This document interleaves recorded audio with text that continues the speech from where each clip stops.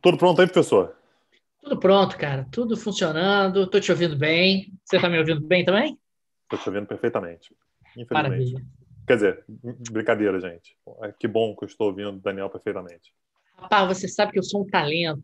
O meu talento é algo que você não vive sem ele. É, É isso. É isso tá que eu bom. tenho para te dizer nessa noite, 12 de janeiro de 2021, né? O ano começando cedo. Está quente no Rio de Janeiro hoje, hein, Tanguy? Está Está quente, hein? quente, está quente. Está parecendo a política do ano. Está parecendo a política do ano. Tá quente pra cacete hoje. É. Você Agora, viu Tanguy, que antes de começar a aula eu já estou com coluna gravada. Porra, Daniel, isso é um exemplo de funcionário. Eu quero uma plaquinha minha funcionário do no mês? Estúdios Petit Jornal, funcionário do ano. Eu, Coluna eu está acho. gravada antes da aula. Cara, eu acho que se a gente combinar direitinho, eu posso ser funcionário do ano um ano, aí você é funcionário do ano no outro ano, bem Mas não conversadinho, todo tem. mundo ganha plaquinha. Mas não tem, às vezes, lugar que tem dois funcionários do ano?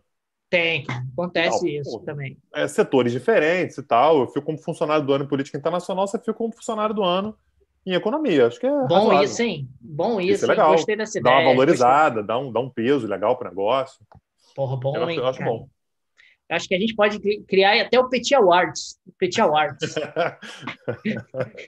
Eu vou ganhar O o Petit prêmio de Awards de melhor. economia. O prêmio de melhor. O problema é se algum dia você ganhar de política internacional. Eu me demito.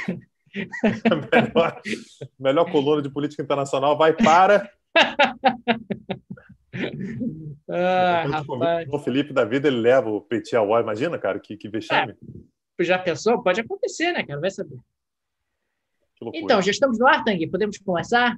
Estamos no ar. Tudo que você falou nos últimos minutos aí, tá todo mundo ouvindo. Ih, rapaz, que coisa. Tanguy, estamos aqui no nosso primeiro encontro do Petit Jornal nesse ano de 2021. Mentira, Voltamos. mentira, vol- mentira. Não, Não, mentira, né? primeira Até o aula terceiro já, né? gratuita. Primeira aula Primeira aula gratuita. gratuita. Aí, beleza, dá nome Ok. aos bois direitinho. Ok. Beleza. Primeira aula gratuita do ano de Ó, 2021. Agora eu estou mais preciso. E você sabe, Tanguy, que a gente planeja, né, Tanguy? A gente planeja. sabia que no dia 12 de janeiro de 2021, a questão eleitoral nos Estados Unidos Aí estaria é decidida. resolvido.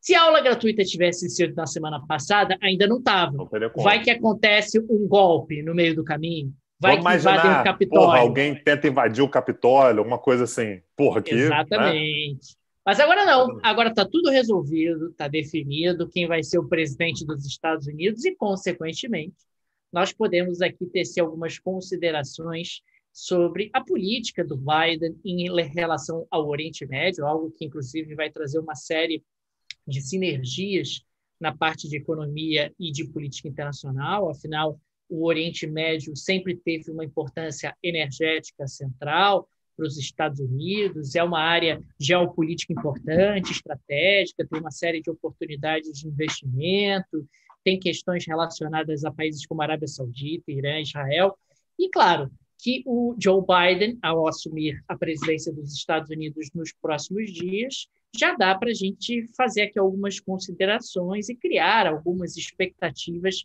em relação à política dele para a região, não é isso?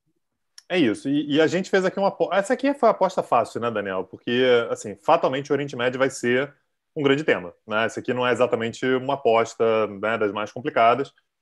O Oriente Médio ele vai ocupar uma boa parte da agenda de política externa dos Estados Unidos, né, ao longo dos próximos 4 anos. E dessa maneira, com a aula de hoje, a gente vai ter a oportunidade de puxar alguns pontos importantes que são fundamentais a partir de agora.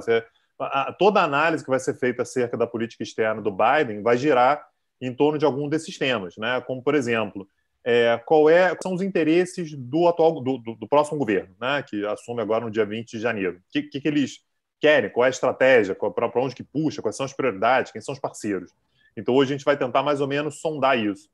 E dois, né, como é que está o cenário, né, do Oriente Médio atual? O que o Biden encontra lá? E aí, isso aqui vai ser algo que fatalmente vai aparecer, né, a gente vai falar bastante sobre isso, mas já está bastante claro que o governo Biden ele vai tentar, de uma certa forma, reeditar a política externa do Obama, né, isso aqui me parece que já é um ponto de partida, mas o cenário médio-oriental mudou muito. Eu sei que são apenas 4 anos, pode parecer que em 4 anos as coisas não mudam tanto assim, mas as coisas mudaram muito e, em parte, mudaram muito por causa do governo Trump. Então, a aula de hoje ela vai nos permitir falar sobre uma série de pontos que não vão ser somente Biden e Oriente Médio, né? Não é somente falar sobre a política externa dos Estados Unidos para a região. Vai dar para falar sobre a política externa americana de uma forma geral, prognósticos, falar inclusive sobre nomes, quem são as pessoas que vão integrar a equipe e tal, e olhar para o próprio Oriente Médio. E é interessante observar que essas mudanças, tanto na área política quanto na área econômica ao longo desses últimos 4 anos, vai trazer uma série de limitações nas escolhas que podem ser feitas pelo Joe Biden, né? Muito provavelmente, ele não vai ter as mesmas oportunidades que o Obama tinha há 4 anos. Me parece que o tabuleiro se fechou um pouco mais, as oportunidades, as alternativas americanas são um pouco mais restritas. E mais do que isso, né, me parece que surgiu muita concorrência aos Estados Unidos, muitas peças se mexeram nesse tabuleiro e algumas escolhas, por mais que você possa ter ali como referência a política externa do Barack Obama, me parece que algumas escolhas não são tão óbvias, né? Algumas escolhas não são, não que elas fossem fáceis há 4 anos, mas me parece que nesse momento elas serão ainda mais difíceis em relação ao Oriente Médio, justamente porque o número de alternativas do Biden será um pouco mais restrita, né? E essa quantidade de opções que estão surgindo, como você falou, elas em parte surgem porque os Estados Unidos, ao longo dos últimos 4 anos, resolveram abrir mão do seu papel internacional. Então, você permite uma China ascender ainda mais do que já vinha ascendendo, você permite uma Rússia passar a ser mais forte do que vinha sendo. E, na política internacional, você tem muito o instinto do tubarão, né? Sentir cheiro de sangue. Tá todo mundo olhando para os Estados Unidos e fala assim, gente, os Estados Unidos estão um pandemônio, não é somente uma pandemia, está um pandemônio, está uma bagunça.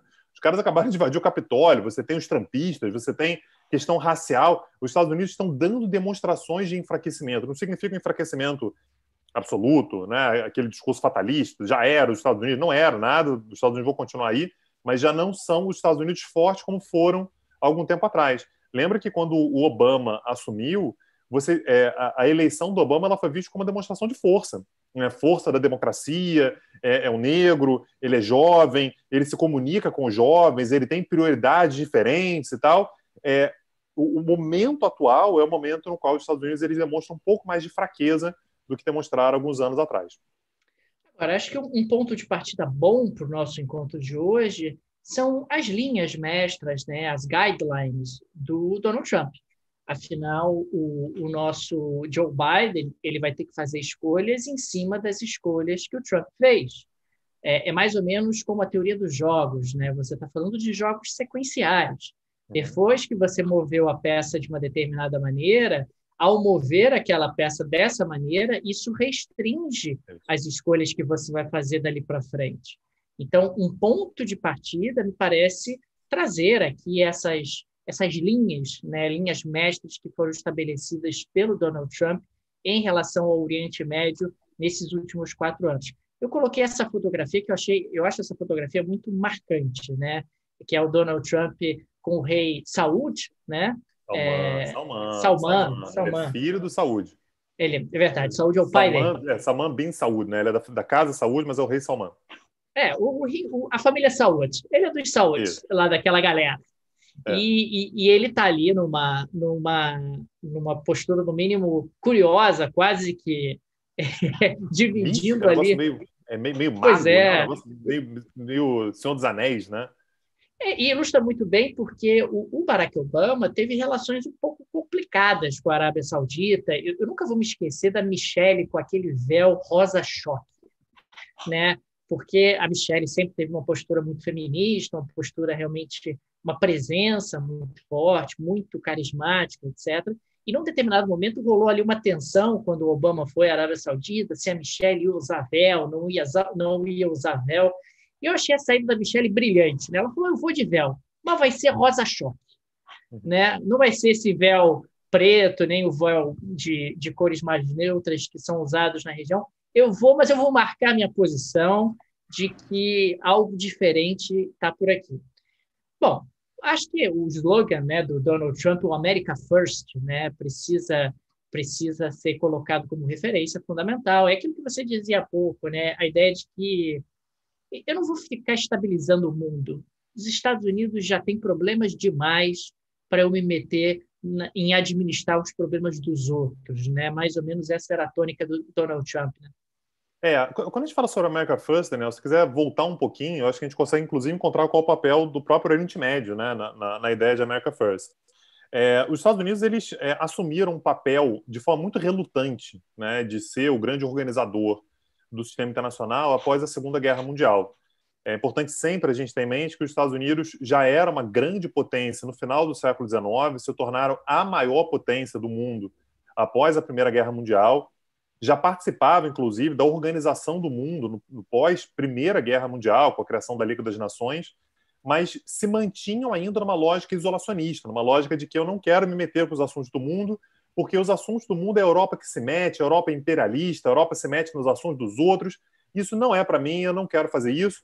Tanto é que me parece sempre muito simbólico que os Estados Unidos criam a Liga das Nações e não participam da própria Liga das Nações. Isso é um negócio inacreditável, né? Você criar o negócio e o parlamento norte-americano não permite que os próprios Estados Unidos ingressem na organização que eles mesmos criaram. Após a Segunda Guerra Mundial, no entanto, os Estados Unidos fazem um cálculo que é: se eu não participar do mundo, alguém vai participar, alguém vai ocupar esse espaço, e a gente sabe o nome e sobrenome, inclusive, de quem é que faria isso, né? Seria fatalmente a União Soviética. Então, os Estados Unidos eles se lançam ao mundo e se tornam, portanto, essa figura que a gente se acostumou a ver dos Estados Unidos presente em tudo quanto é lugar. Os Estados Unidos que estão presentes na Europa, estão presentes na Ásia, estão presentes na América Latina, estão presentes, né, são meio onipresentes, eles estão em tudo quanto é lugar. E aí, após a Guerra Fria, ali na década de 90, não é somente que os Estados Unidos estão presentes, eles são a única superpotência, eles são uma potência jamais vista na história da humanidade. Assim, a gente começa a fazer uma comparação entre os Estados Unidos e o Império Romano, né? Talvez os Estados Unidos mais poderosos do que o Império Romano foram na sua época. Mais poderoso. Então, mais poderoso, é um nível de poder inacreditável, inclusive com distância de poder com relação aos outros, né? Quando a gente compara com o Império Romano, por exemplo, a distância de poder é maior, né? Então, algo inacreditável. Agora, toda vez que você se torna muito poderoso, isso aqui é teoria de relações internacionais, aula 1, parte 1, né? Toda vez que você se torna muito poderoso, começa a haver muita resistência com relação a você. Então, os Estados Unidos eles começam a ter contra si grandes atores. A China vai ascender, a Rússia vai passar por crise, mas vai também se estabilizar, vai começar a tentar estabilizar. Está sempre por ali. Você começa a ter movimentos terroristas, você tem o 11 de setembro, você tem a Al-Qaeda. Então, os Estados Unidos eles começam a ter esse papel absolutamente preponderante no plano internacional, mas absolutamente desgastado também. E talvez o auge do desgaste é exatamente a guerra ao terror. Invadiu o Afeganistão, invadiu o Iraque.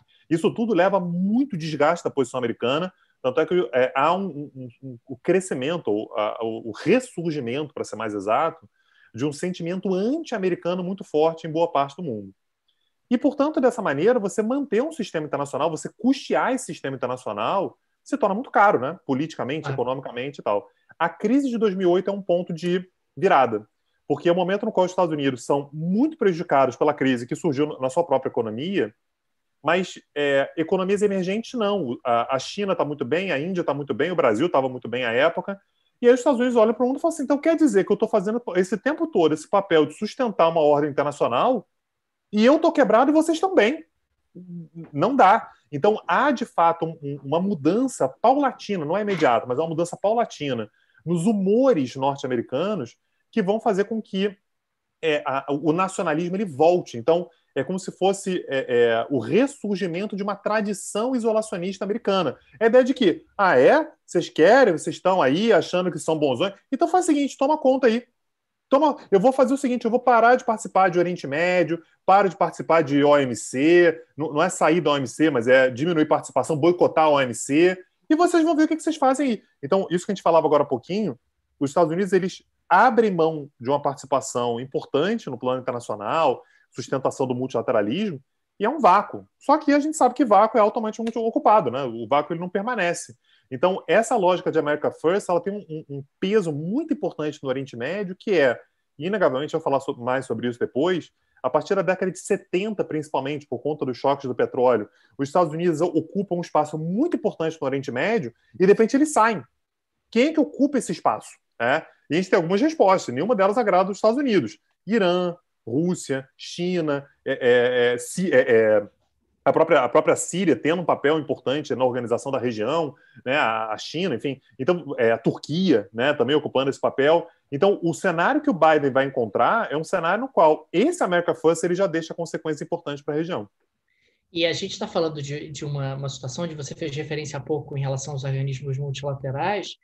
É um pouco os Estados Unidos também de saco cheio de bancar, né? Porque, claro que quando você ocupa, claro que quando você tem uma posição geopolítica, uma posição econômica relevante, isso significa bancar também. Então, é os Estados Unidos dizendo: não vou mais bancar a ONU, não vou mais bancar a OMC, não vou mais bancar a OTAN. Não faz nenhum sentido eu ficar protegendo o Atlântico Norte inteiro sozinho. Então, existe aí claramente uma ideia de que não combina muito com uma potência, né? A ideia de que, olha, eu prefiro botar o dinheiro aqui dentro, porque uma potência... É o dinheiro do contribuinte americano, né? O dinheiro do contribuinte eu vou deixar apenas dentro dos Estados Unidos.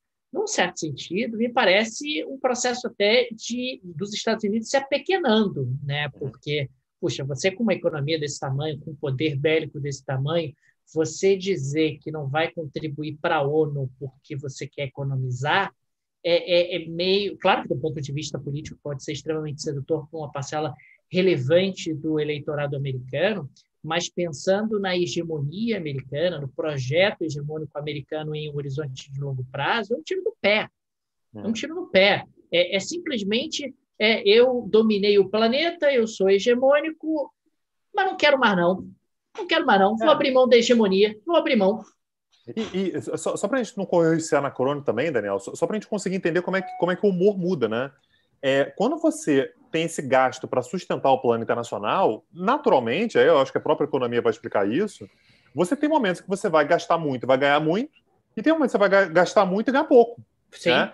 A tendência é você ganhar a maior parte das vezes, porque você comanda uma boa parte da economia, você tem aliados, você tem parceiros, você é competitivo, você dá tudo a seu favor. Vai ter momentos em que o bicho vai pegar e você vai ganhar menos. Nesse momento que os Estados Unidos ganham menos, eles falam assim, opa, não quero mais brincar. Não, mas os Estados Unidos espera só um pouquinho, daqui a pouco melhor. Não quero mais. Então vai lá. Ô China, vê aí, resolve aí. Né? Então você tem uma mudança de humor dos Estados Unidos em algo que me parece que era temporário, mas como você disse, isso tem um impacto eleitoral muito importante. É fundamental lembrar, né? É uma democracia, o eleitorado olha e se sente saco cheio também. É seduzido por um argumento mais imediatista, tem que cuidar de empregos aqui, o carvão, o trabalhador lá de Ohio, Detroit, não sei o quê, e beleza. Então o Trump é eleito exatamente nesse cenário.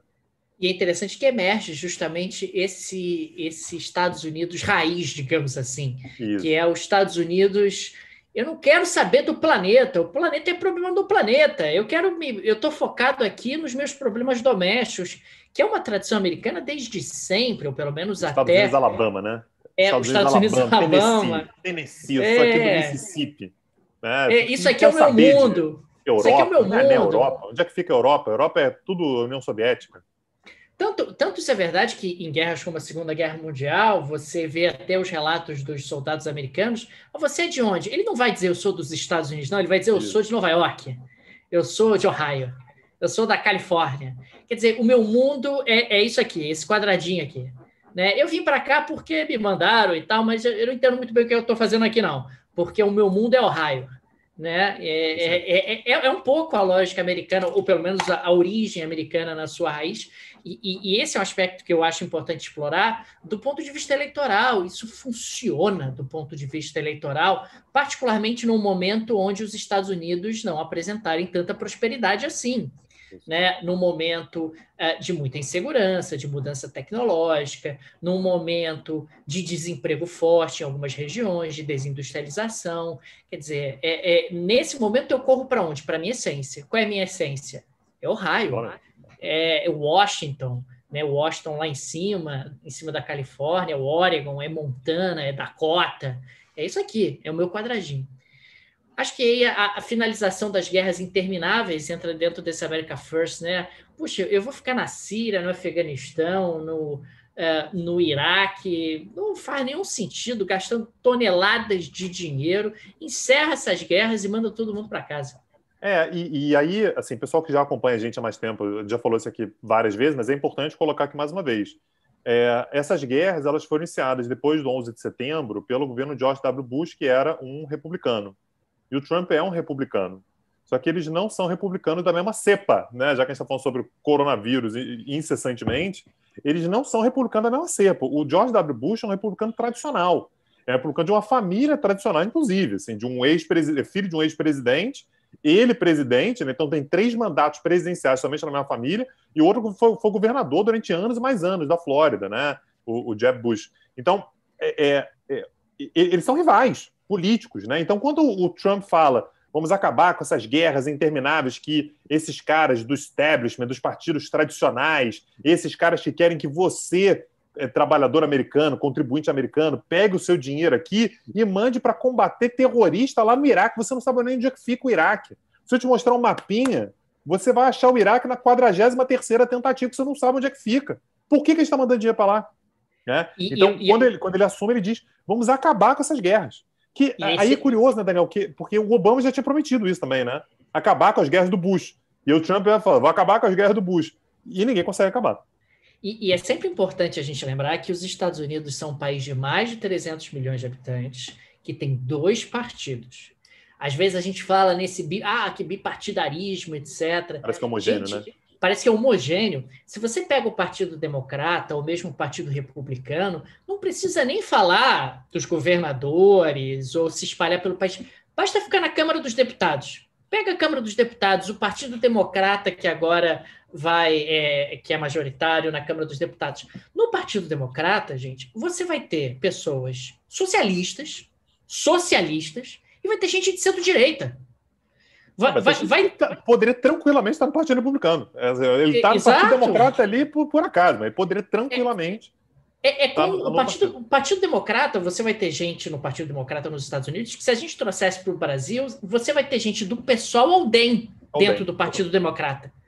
Entendeu? Quer dizer, tá todo mundo ali dentro. Achar que o Partido Democrata é um negócio homogêneo está longe de ser uma realidade, e isso também vale para o Partido Republicano.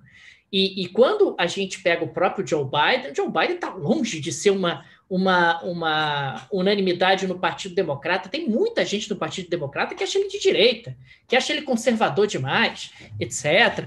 Então, é sempre importante a gente ter esse norte, né, de que são partidos gigantescos e que tem dentro do próprio partido espectros políticos, às vezes, muito diferentes. Às vezes as pessoas colocam, não, porque o Biden vai ter maioria no Congresso. Maioria até a página 2, porque dependendo do ponto a ser negociado, às vezes é mais fácil ele conseguir voto no Partido Republicano do que no Partido Democrata, ou pelo menos dentro de alguns congressistas do Partido Democrata.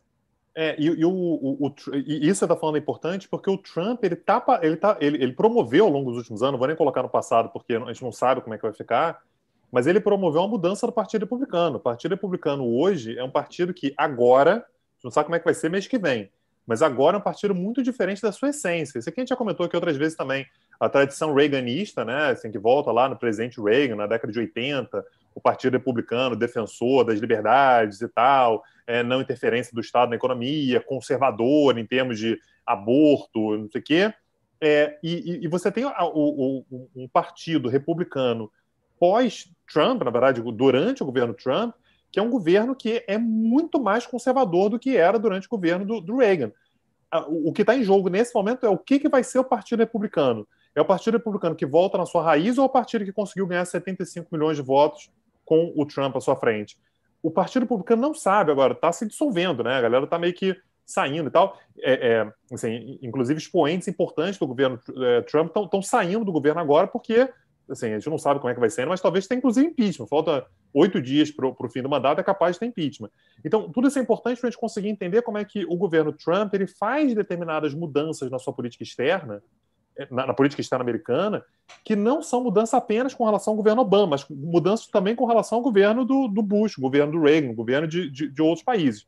E um dos traços centrais para a gente conseguir entender a proximidade, na verdade, a abordagem norte-americana diante do Oriente Médio é Israel e Arábia Saudita. são dois países que tiveram atritos com o Obama. Né? O Obama teve atrito com Israel, quando a gente fala principalmente sobre a questão palestina, ter que negociar, os assentamentos. O Trump vai assumir e falar assim, não precisa negociar nada, negocia comigo e eu vou ver. E eu vou fazer o acordo de paz, vou mudar a embaixada, né? Tira a embaixada de Tel Aviv e abre em Jerusalém. Não foi somente ameaça, ele fez isso, de fato. Foi lá, fez a transferência. E a Arábia Saudita também era muito criticada pelo governo do Obama pela questão dos direitos humanos. O Trump vai lá e fala assim, não se preocupa com direitos humanos. Não é uma questão. Quer invadir o Iêmen? A gente invade o Iêmen. Eu ajudo vocês. Bombardeio o Iêmen. Eu te vendo arma. Eu faço o que você quiser. Mas o MBS matou o jornalista. E o Trump vai falar, gente, é o mesmo discurso do Bolsonaro, por exemplo, mas jornalista é para isso mesmo. Jornalista é uma pena que morreu e tal, mas também estava se metendo no que não devia, né? Então, é um discurso que é muito potente. E para se aproximar dos dois, né, tem 3 pontos aí, Daniel, que eu acho que são importantes, que são principalmente a questão iraniana, que é o fato de que o Irã vinha, de fato, ao longo dos anos anteriores ao governo do Trump, ampliando, e daqui a pouco a gente vai falar sobre isso, a gente vai falar bem mais sobre o acordo nuclear, mas ampliando a sua influência regional. Tanto Israel quanto a Arábia Saudita, que não possuem relações diplomáticas, ficam de cabelos brancos só de pensar no Irã fazendo essa expansão. Diga. Até porque o Irã, quando você teve o estabelecimento do acordo nuclear, e a gente até falou sobre isso em outras oportunidades aqui, o Irã começou a receber investimento, começou a crescer. Eu lembro de apresentar até no nosso curso anterior de Oriente Médio um gráfico mostrando a taxa de crescimento. O Irã chegou a crescer uma coisa inacreditável depois que o acordo nuclear foi estabelecido. Chegou a atingir 2 dígitos de crescimento num único ano. E, claro, com essa grana entrando, o Irã começou a tratorar, né? Seja no Líbano, dando suporte ao Hezbollah, seja no Iêmen, dando suporte aos inimigos da Arábia Saudita. Quer dizer, o Irã começou a infernizar a vida dos sauditas e de Israel pelo Oriente Médio, e é natural que, com a ascensão do Trump, os dois batam na porta do Trump e falam, pelo amor de Deus, rasgue este acordo, vamos matar o Irã de fome. E aí, exatamente uma das primeiras coisas que o Trump faz é sair do acordo nuclear. Não se preocupe, daqui a pouco a gente vai falar mais sobre o programa nuclear, a gente vai ter a oportunidade de falar sobre isso.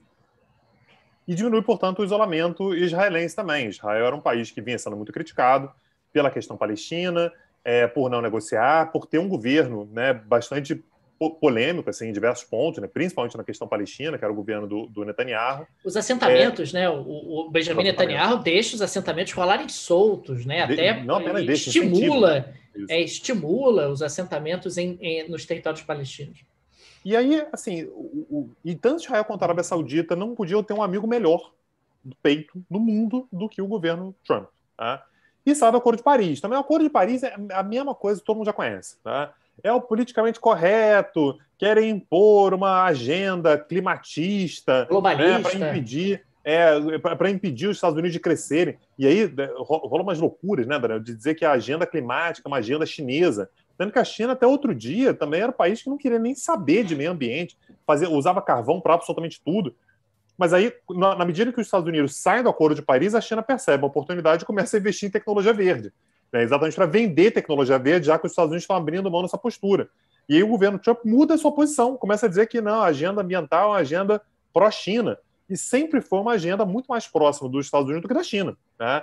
Mas sai do Acordo de Paris de qualquer maneira. Então, isso aqui são algumas linhas mestras, né, da política externa do Trump. Não resume tudo, tá? A gente poderia ter falado aqui sobre Coreia do Norte, né? Você tem a relação com a OTAN e tal, mas esses aqui são alguns pontos cruciais, principalmente para a gente conseguir ver o contraste com relação ao governo do Biden. E é impressionante quando os chineses, que até outro dia diziam que o acordo climático era uma forma de tentar travar o crescimento chinês, que o acordo climático, na prática, era uma estratégia do Ocidente, que o Ocidente era responsável por ter fritado o planeta, por ter esquentado o planeta, e que agora, na vez da China, não pode. E nisso, a China até se aproximava de países como o Brasil, dizendo, olha, amigo, a meta de vocês é uma meta, a nossa meta é outra. Porque quem fritou o planeta, quem poluiu o planeta, que paga a conta. Essa era a postura da China antes, né? E eles têm um argumento muito bom, né? Eles falam sobre poluição per capita. Aí acabou, né? Poluição per capita, assim, você pega a poluição norte-americana divide por 320 milhões de pessoas, você pega a poluição chinesa, que é mais ou menos, ultrapassou já, né? Mas você divide por mais de 1 bilhão de pessoas. Realmente, assim, a China, esse é um argumento relevante da China. Só que a própria China vai mudar essa postura e os Estados Unidos vão, de fato, ficar como os vilões, tendo no seu bolso o Brasil. Bom, aqui eu acho uma diferenciação importante. Claro que a gente está falando do momento atual e não do passado, né? São 2 slides, um falando sobre o Oriente Médio para os Estados Unidos e o outro slide, os Estados Unidos para o Oriente Médio. Né? Quando a gente fala do Oriente Médio para os Estados Unidos, alguns pontos me parecem importantes e condicionantes. O primeiro aspecto fundamental é a perda de importância do petróleo. O petróleo sempre foi um elemento central de interesse americano do Oriente Médio. O Oriente Médio é uma grande produtora de petróleo há décadas. O petróleo do Oriente Médio é de ótima qualidade, é um petróleo leve, custo de produção baixíssimo, fontes ali absolutamente seguras e confortáveis. E ao longo dos últimos anos, a gente pôde observar um crescimento exponencial da produção americana, da produção estadunidense de petróleo. Hoje, os Estados Unidos são autossuficientes. Dizendo, são exportadores de petróleo. O Então, negócio era inacreditável. É inacreditável. Fala assim, os Estados Unidos exportam petróleo. Fala assim, não é possível, não tem condição. Né? Atualmente, eu estava vendo esse dado, Daniel, eu queria até confirmar depois, mas a China ela compra mais 70% de todo o petróleo que é comercializado mundialmente. Então, sim, de fato, tem uma mudança. Os Estados Unidos eles são exportadores de petróleo, a China é uma compradora. Aliás, Daniel, vou jogar aqui, nem combinei contigo, tá? Mas se o pessoal se interessar, eu acho um curso sobre petróleo, sobre energia de uma forma geral, a geopolítica da energia, acho que é legal, legal. Eu confesso que eu fico salivando só de pensar em pesquisar sobre isso, dar aula sobre isso. Porque a gente tem uma mudança aqui que, às vezes, não é tão falada assim, mas é uma mudança assim, estrutural, é absolutamente fundamental. Assim, é tectônico, é isso, é tectônico. A partir do momento que você tem a tecnologia de xisto nos Estados Unidos, muda tudo, inclusive a importância do Oriente Médio. Os Estados Unidos sempre foram grandes produtores de petróleo, né? Se você pegar ali na Segunda Guerra Mundial, você tinha sistemas de gasodutos que saíam do Texas e iam em direção ao sudeste dos Estados Unidos, fontes de fornecimento locais. Os Estados Unidos sempre foram grandes produtores de petróleo. Agora, durante décadas, os Estados Unidos consumiam muito mais do que produziam petróleo e, consequentemente, precisavam de fontes seguras de abastecimento dessa commodity absolutamente central durante o século XX. Quer dizer, o crescimento industrial americano, a movimentação dos veículos, tudo dependia de petróleo importado, um petróleo que vinha basicamente do Oriente Médio. Então, eu preciso ter uma presença forte no Oriente Médio para que o meu fornecimento de petróleo aconteça em bases absolutamente estáveis, previsíveis, seguras, etc. Porque quando o fornecimento de petróleo minimamente balança, como acontece nos 2 choques dos anos 70, é uma crise assim, horrorosa nos Estados Unidos em termos de crescimento, em termos de inflação. Os governos, inclusive, passam por problemas políticos seríssimos. Imagina você viver num país como os Estados Unidos, você chega no posto de gasolina para abastecer o seu carro e tem lá uma placa dizendo não tem gasolina. Quer dizer, eu faço o quê? Eu faço o quê dentro daqueles subúrbios americanos que não tem transporte público, que eu tenho que me movimentar de veículos, com aquele carro enorme, bebedor? E aí? E a indústria americana que é movida a diesel, que tem o maquinário movido a diesel, faz como? Não produz os produtos industriais? Então, a presença americana ela é empurrada, num certo sentido, para você ter ali uma fonte segura de abastecimento energético, de abastecimento de petróleo. A coisa muda completamente de figura a partir do momento em que os Estados Unidos não precisam mais de petróleo do Oriente Médio. Eu não preciso mais.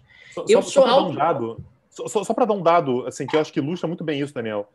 O Texas se torna o Iraque em termos de produção de petróleo. O Texas se torna um dos maiores. Se o Texas fosse um país independente, o Texas seria um dos maiores produtores do mundo de petróleo.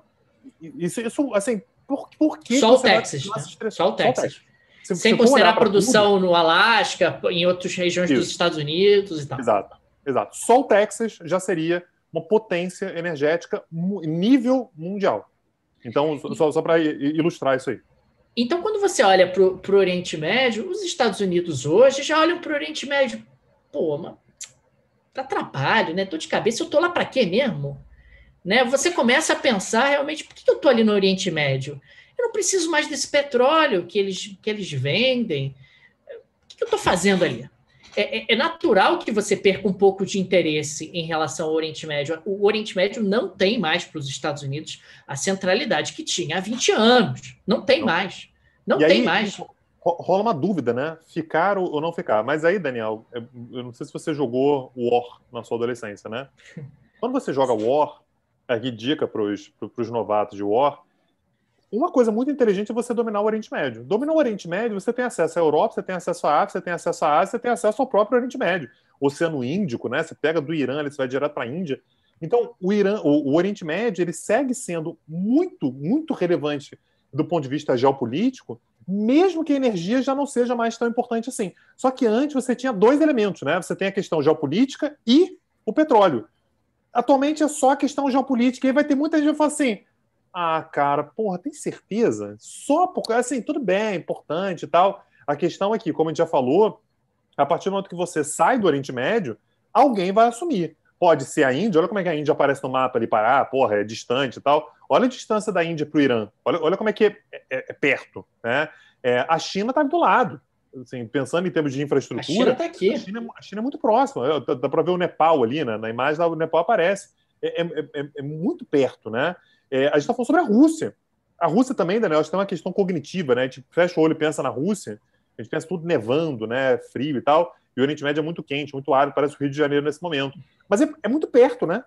Assim, é uma influência muito natural que a Rússia tem no Oriente Médio. A gente está falando sobre o acesso ao Mar Negro, está falando sobre o acesso à Europa, Mar Mediterrâneo. A gente está falando sobre regulação, por exemplo, do preço da energia. Ah, os Estados Unidos agora tem muito petróleo. Tá, mas se o Oriente Médio todo começar a ter problema na produção, mexe no preço. Se o Oriente Médio como um todo começar a produzir demais, mexe no preço. E Tudo nos, mexe no preço do e petróleo nos para os Estados Estados Unidos. Unidos e nos Estados Unidos o preço é definido no âmbito internacional. Ah, o petróleo é produzido dentro dos Estados Unidos. Não interessa. Se o preço do petróleo disparar, mesmo o petróleo produzido nos Estados Unidos vai seguir a precificação internacional. Então, essa ideia de que, olha, eu sou autossuficiente, ok, eu sou autossuficiente. Eu até consigo ter um excedente exportável. Mas daí a dizer que o Oriente Médio não tem qualquer tipo de influência sobre a economia americana vai uma distância muito grande. Eu estava olhando por isso aqui hoje antes da aula e estava lembrando do seguinte, né? Você tem aqui, claro, toda a movimentação pelo Mar Vermelho, o Golfo Pérsico indo em direção ao Mar Mediterrâneo, dos petroleiros ali do Golfo Pérsico, e os Estados Unidos de novo, né? Quer dizer, para que eu preciso me preocupar com essa região, né? Para que eu preciso me preocupar com esse transporte de grandes navios tanque levando o Oriente Médio em direção ao Ocidente? Eu não estou mais preocupado com isso. Antes era uma questão central para mim, hoje não é mais. De novo, acho importante destacar que a gente não está falando que o Oriente Médio perdeu relevância, ou melhor, se tornou irrelevante para os Estados Unidos, mas ele Exatamente. não tem o mesmo peso que ele tinha 20 anos. Isso precisa ficar muito claro. Ele não tem a mesma centralidade para os Estados Unidos que ele tinha 20 anos. Puxa, a Arábia Saudita está tendo problemas, ok, chato e tal, vai trazer algumas preocupações para mim, mas há algum tempo atrás eu ficaria sem dormir nos Estados Unidos. Agora eu não fico mais sem dormir. Eu até acordo de madrugada e falo assim, mas assim, energia, que era a dor de cabeça, não é mais uma questão. Então, o fundamental aqui, só sintetizando, até pouco tempo você tinha uma questão geopolítica e energética. Nesse momento é uma questão geopolítica, se mantém, talvez tenha até se agravado um pouquinho, a gente pode falar sobre isso. E a questão energética, ela ainda existe, mas ela já é menos relevante, muito menos relevante do que era algum tempo atrás, porque até algum tempo atrás o carro vai ficar parado na garagem porque não tem gasolina. Não é mais isso. Esse não é mais um risco que os Estados Unidos corram nesse momento. A gasolina vai ficar mais cara, mas vai ter gasolina para botar no meu carro e sair da garagem. Essa é a diferença. A gente já falou bastante do papel geopolítico da região, né? Até com o mapinha pouco. A relevância de Israel para o eleitorado americano, isso é o que a gente explorou também no curso anterior, né? De Oriente Médio. A gente falou isso numa aula gratuita. Falou sobre isso numa aula gratuita. Na aula gratuita. Então, só para lembrar, né? Assim, Israel segue sendo muito simbólico, principalmente em meio ao eleitorado protestante americano. E tem às vezes, um equívoco, né, que diz que são judeus americanos que fazem com que os Estados Unidos se aproximem de Israel. É claro que os judeus americanos querem uma boa relação dos Estados Unidos com Israel, não há nenhuma dúvida disso.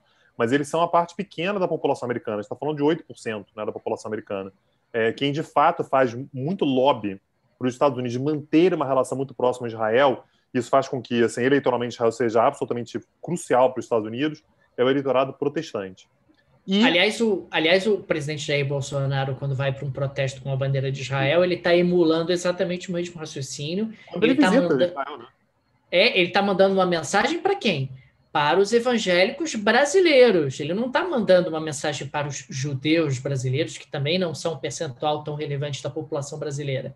Ele está mandando uma mensagem para para um dos grupos que ele considera que é a sua base, consequentemente tem que mandar alguns sinais, que é o eleitorado evangélico no Brasil, que é pró-Israel, é muito pró-Israel, por questões religiosas, por uma visão em relação a uma visão bíblica, realmente, do conflito entre Israel e Palestina. Aqui, acho que 2 pontos, né, que a gente até já mencionou, Rússia e China, a questão justamente da rivalidade com esses dois, a China se tornando um ator cada vez mais relevante dentro do Oriente Médio, isso é algo que a gente ainda vai falar um pouco.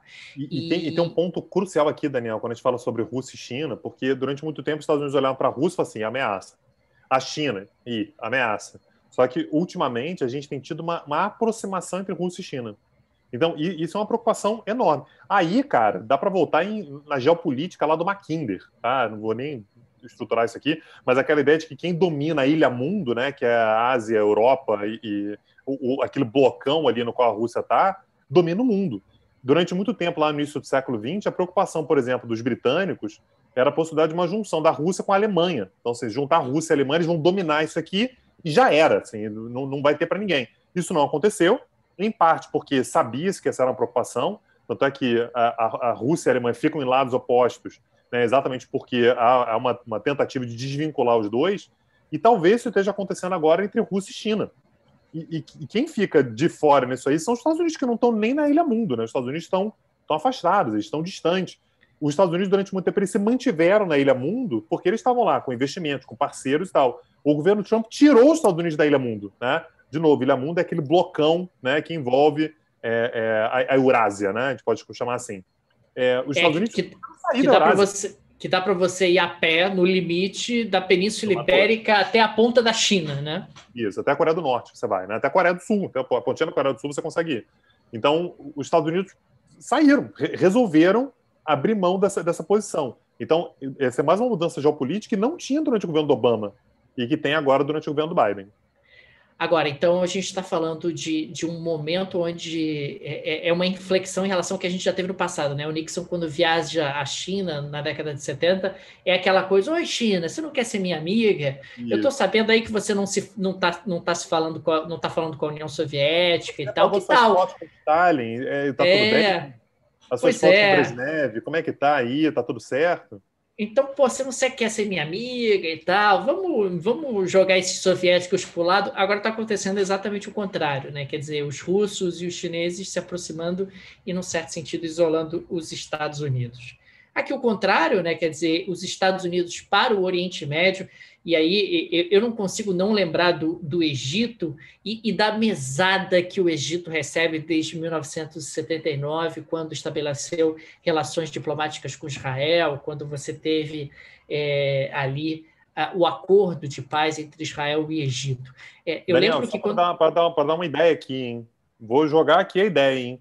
Acho que a gente podia dar aula sobre o Egito. Não sei. Olha aí. Se de repente o Egito aí não poderia encaixar numa aula, pensa aí se você acha que seria viável.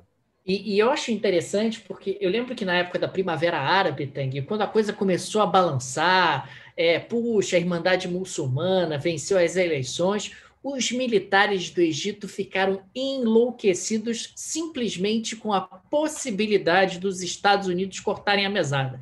Quer dizer, é aquela coisa, oi, vocês aí do Egito, a Irmandade Muçulmana é que vai ficar no comando aí?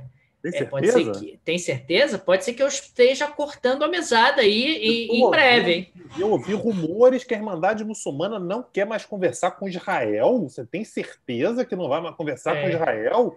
rapidinho apareceu um golpe ali, tiraram a bandagem muçulmana, falou, não, isso aqui... Não é nada disso, foi um ruído. Não é nada que você está pensando, tá tudo certo aqui, ó, vou dar um abraço em Israel, estamos de boa, hein? A gente é amigo, a gente se gosta pra caramba. Falando um pouco de Israel, claro, a prioridade da relação com os Estados Unidos para a segurança nacional, né? Quer dizer, você tem essa parceria absolutamente estratégica. Afeganistão e Iraque, 2 locais onde os Estados Unidos mantêm uma presença militar atual. O Trump não conseguiu cumprir a promessa de sair do Afeganistão e do Iraque. Tirou e teve que voltar, assim, diminuiu e teve que mandar de novo. Teve que recolocar.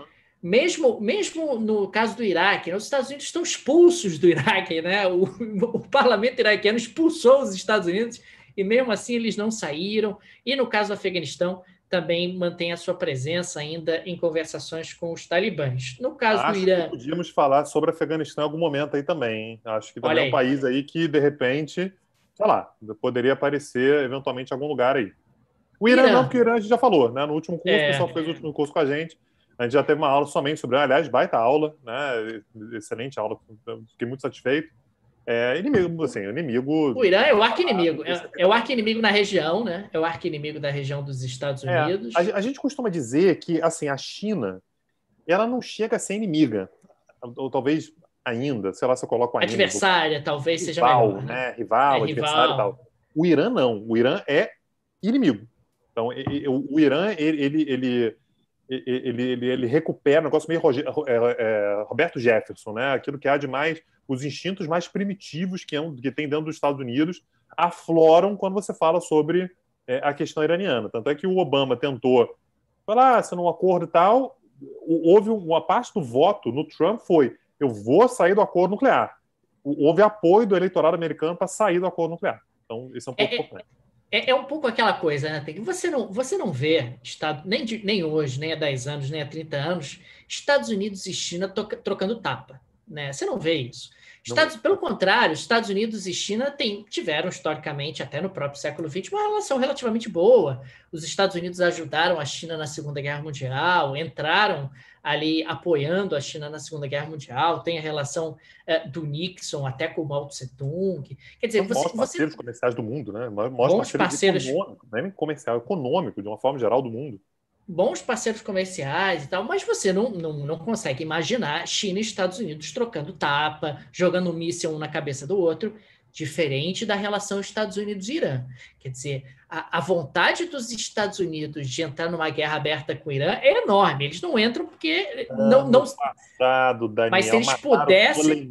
Mataram Soleimani, aquilo é declaração de guerra. Não teve guerra porque, vejamos, veja bem. Veja bem, Vou segurar aqui e tal. Assim, você é declaração de guerra, você matou um general americano, um general iraniano, não um generalzinho. Acabou de ser promovido. Não, o cara estava há 20 anos como general assim, líder da força de elite da Guarda Revolucionária, não era um cara qualquer.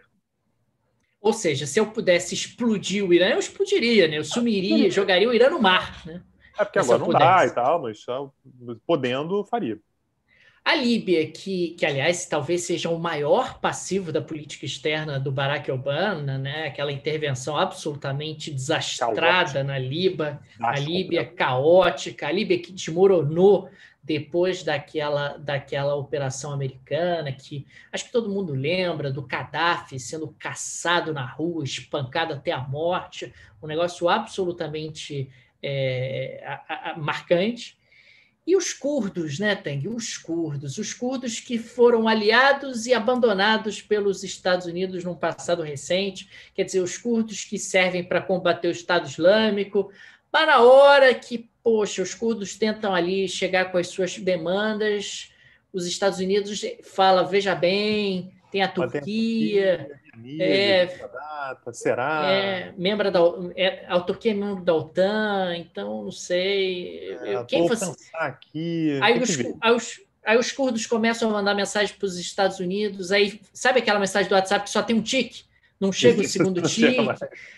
Foi isso que aconteceu com os curdos, acho que a gente pode falar um pouco mais sobre eles numa outra oportunidade, porque é isso, né? Os americanos ali dando todo apoio, mandando arma, aí estamos juntos, curdos, etc. E do nada, os curdos começaram a mandar os zaps para os americanos e a mensagem não chegava. Não, e aí os Estados Unidos, quando os Estados Unidos estavam amigos dos curdos, os Estados Unidos mandavam uma mensagem para a Turquia E a Turquia lia, mas não respondia. As É, pessoas falam assim, pô, o que está acontecendo? Você está chateado comigo? E a Turquia fala assim, não, tá tudo bem. Está tudo ótimo. Comigo? Eu tô ótimo. Eu estou ótimo. Aí os Estados Unidos abrem um Instagram e aí a Turquia tá batendo papo com quem? Rússia. Aí os Estados Unidos falam é, assim, sabia. Ah lá, tá com a outra. Não pode. Aí abre mão da Turquia e vem tudo um grande triângulo amoroso, né? Um quadrado amoroso, uma é loucura isso. amorosa. É É isso. isso. Então depois a gente tem que organizar essa bagunça amorosa aí. Bom, avançando aqui um pouco, a gente chega no gabinete Biden. Tanguy, claro que quando o Biden escolhe o seu gabinete, a gente já começa a ter algumas pistas do que o Biden resolve fazer, não só em relação ao Oriente Médio, como em relação a diferentes áreas. O Biden tem como vice-presidente, todo mundo sabe, a Kamala Harris. Kamala Harris é a vice-presidente do Biden, mulher, filha de imigrantes, realmente há uma presença absolutamente marcante. Temos aqui Janet Yellen, Tanque. Janet Yellen, ela Gente, voltou. eu tenho que dizer uma coisa aqui. O Daniel Fale. só fez esse slide, foi ele que fez. Só fez esse slide para falar da Janet Yellen. Ele gosta Janet da Yellen. pronúncia, ele gosta da própria pronúncia É dele quando ele isso. fala de Janet Yellen. Ele É gosta de isso. falar sobre ela. É isso. É uma relação. Eu acho que a Janet Yellen, Daniel, para você, Ela ela parece pode com a Merkel, você já reparou? ser. Ela parece com a Merkel Eu fisicamente, tô eu achando, acho. eu tô achando que, de repente, no ocaso do governo Merkel, e aí se vira com isso aí, a Janet Yellen ela pode se tornar a sua próxima candidata. Rapaz, Janet Yellen foi escolhida secretária do Tesouro. Uma injustiça foi corrigida, Tagui, porque Janet Yellen era presidente do Fed, né? Foi a primeira mulher a presidir o Fed durante o governo do Obama, e ela não foi reconduzida ao cargo durante o governo do Trump, o que, aliás, é algo absolutamente incomum.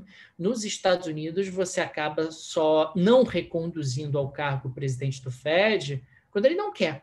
Né? Foi o caso do Greenspan em 2007, foi o caso do Bernanke alguns anos depois, mas a Janet Yellen queria ser reconduzida ao cargo e agora ela, num certo sentido, dá a volta por cima e vai se tornar a secretária do Tesouro, que seria o equivalente no Brasil à ministra da Economia.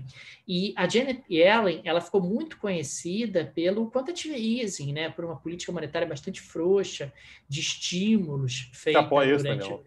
Gastar durante a sua dinheiro gestão. loucamente, endividar, emitir moedas sem É, qualquer compromisso, uma loucura. Você apoia isso, cara? Você gosta? veja bem. Depende do momento e Vai. depende do país. Tem que ver, tem que ver.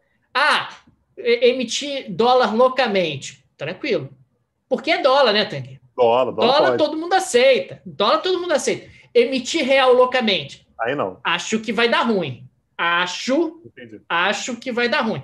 Acho que o impacto será um pouco diferente. Desconfio.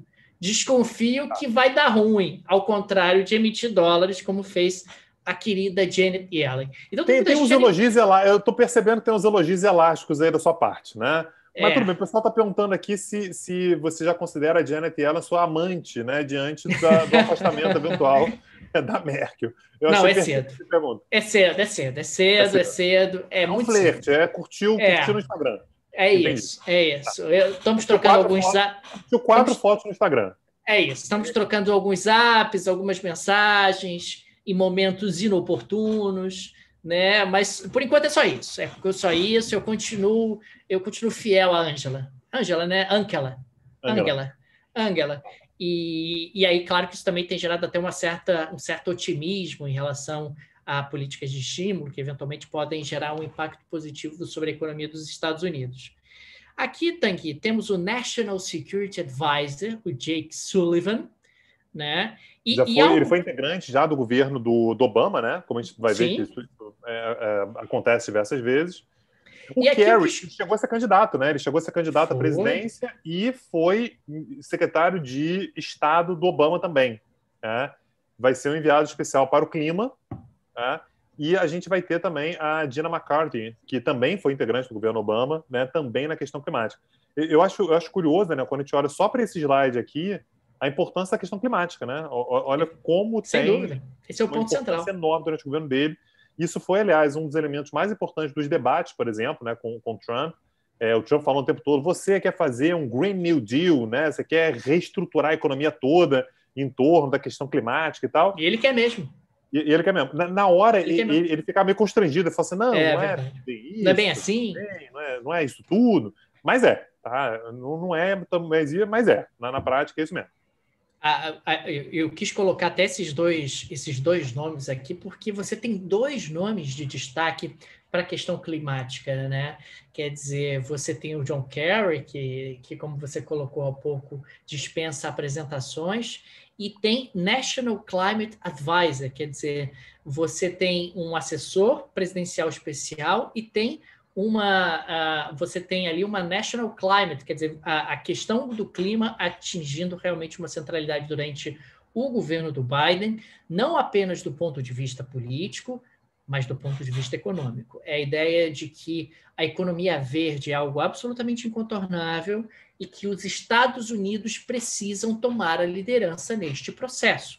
Essa é a visão do grupo de Joe Biden. Quer dizer, não tem mais como voltar atrás. Durante o governo do Obama, a gente chegou até a namorar um pouco com essa ideia, mas de lá para cá, o processo se acelerou muito e se tornou incontornável. Tanto que o Obama não tinha um Special President for Climate, não tinha uma National Climate Advisor, não tinha essa centralidade dentro do grupo dele, né? E não é um cara, assim, o John Kerry não é um cara qualquer, né?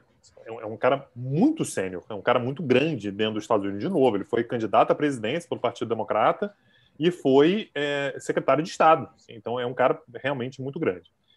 E aqui, Daniel, já que a nossa aula ela fala muito sobre política externa, né? Como é que os Estados Unidos se posicionam diante do Oriente Médio, eu acho importante a gente conseguir entender quem é o Antony Blinken, né? Que vai ser o próximo secretário de Estado. Ele é amigo do Ernesto? Não é amigo do Ernesto, não é amigo do Ernesto, não tem relação e tal. Uma coisa que é importante, Daniel, por que a gente vai dissecar aqui qual é o pensamento dele, qual é o perfil dele, o que ele pensa, como é que ele agiu? Porque há muitos comentários que dizem que ele é, de fato, o alter ego do Biden. Eles pensam a mesma coisa. Isso é importante, Daniel, porque em diversos momentos da história, em vários países diferentes, inclusive no Brasil, a gente percebe que uma política externa é forte em momentos nos quais o presidente, o chanceler, que é o cargo dele, né, apesar de não ter esse nome, tem uma relação muito forte. É quando um pensa e o outro já está agindo. Eles têm uma sintonia bastante grande. Me parece que é o caso aqui. O Antony Blinken, ele trabalhou durante muito tempo com o Biden, a gente vai dissecar isso daqui a pouquinho, e os dois têm um pensamento extremamente alinhado com relação à política externa. E a primeira coisa que chama atenção é o fato de que o Antony Blinken ele tem o que é chamado nos Estados Unidos de um perfil tradicionalista. O que significa isso? Em primeiro lugar, ele morou quando era criança na França, fala um francês perfeito e tem uma fé muito grande na chamada Aliança Transatlântica. Então, ele acredita que os Estados Unidos têm que ter uma relação absolutamente especial e próxima e valorativa com a Europa. Então, não tem nada de virar as costas para a Europa, não tem nada disso. Os Estados Unidos e a Europa são parte do mesmo mundo, defendem valores similares e são eles que têm que dar ordem no sistema internacional. Ponto. Tá? Então, não vai se voltar para a América Latina, vai se voltar... Inclusive, tem um ponto importante aqui, Daniel, que é o seguinte. O próprio governo do Obama, já no seu primeiro mandato, tentou fazer aquilo que eles chamaram de pivô para a Ásia-Pacífico. Ou seja, a Europa está meio decadente, o Oriente Médio está enchendo o saco, a gente não quer mais e tal, e a gente tem que voltar, portanto, os Estados Unidos para a região economicamente mais dinâmica do mundo, que é a Ásia-Pacífico. É para lá que a gente tem que olhar.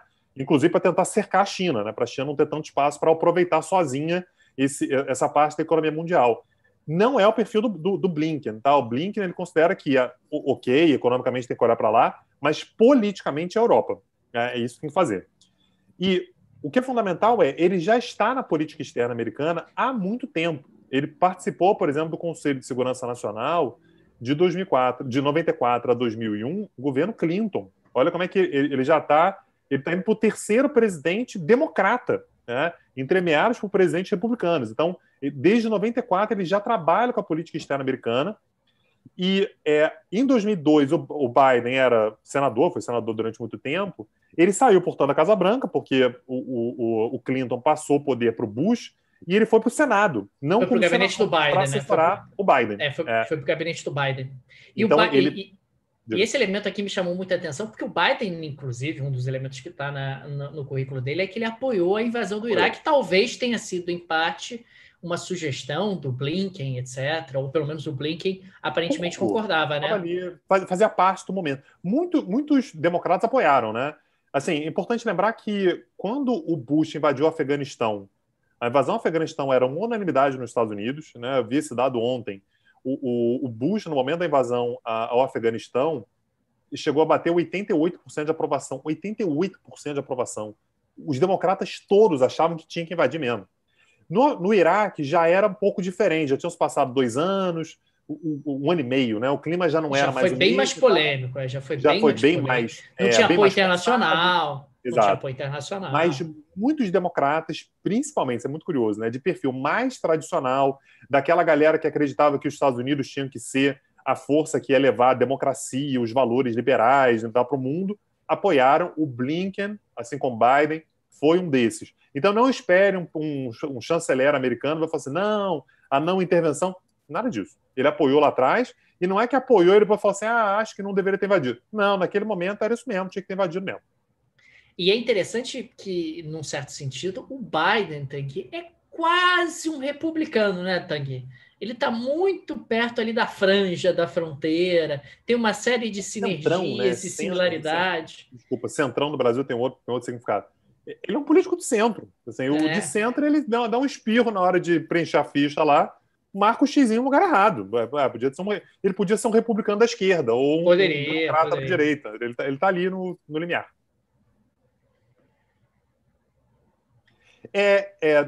Já durante o governo do Obama, olha como é que ele se mantém, tá?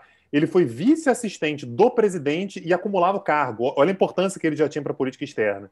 Ele acumulava o cargo de vice-assistente do Obama e conselheiro de segurança nacional do Biden. Então ele dialogava com os dois, com o presidente e com o vice. Tá? Apoiou a ação militar contra o Bin Laden, tá? Então, aqui, o pessoal deve lembrar. Aquela que ele foi capturado, depois jogado no oceano e tal. Pelas costas do Paquistão. O Paquistão não sabia da operação, desceram com o helicóptero, entraram na casa lá, mataram o Bin Laden, pegaram o corpo, identificaram, tacaram do helicóptero. O Blinken era um dos que estava lá, daqui a pouquinho vai aparecer inclusive uma imagem, né, que é uma cena importante, que o Blinken aparece. Ele apoia. Intervenção na Líbia. Aí também uma outra cagada dos Estados Unidos, a gente falou sobre isso agora há pouquinho. Você teve a Primavera Árabe, e aí uma das manifestações ia ser esmagada pelo governo, e o Conselho de Segurança da ONU, com apoio dos Estados Unidos naturalmente, aprova um bombardeio contra a Líbia, feito de forma absolutamente caótica. Quem é que estava lá dizendo tem que invadir, tem que intervir? Anthony Blinken. Né? Estava lá, estava na Casa Branca, junto com tanto Obama quanto o Biden. E na Síria, o Blinken ele sustenta até hoje que em 2011 a guerra civil síria não teria ganhado a proporção que tomou se os Estados Unidos tivessem sido incisivos e feito a invasão. Tem que intervir, ou invasão, ou bombardeio, alguma coisa assim. Mas repara como é que ele tem um dedinho ali já colado no botão vermelho. Para ele, na dúvida, invade. Mas tá acontecendo crise, invade. Na dúvida, invade. Essa é a postura dele.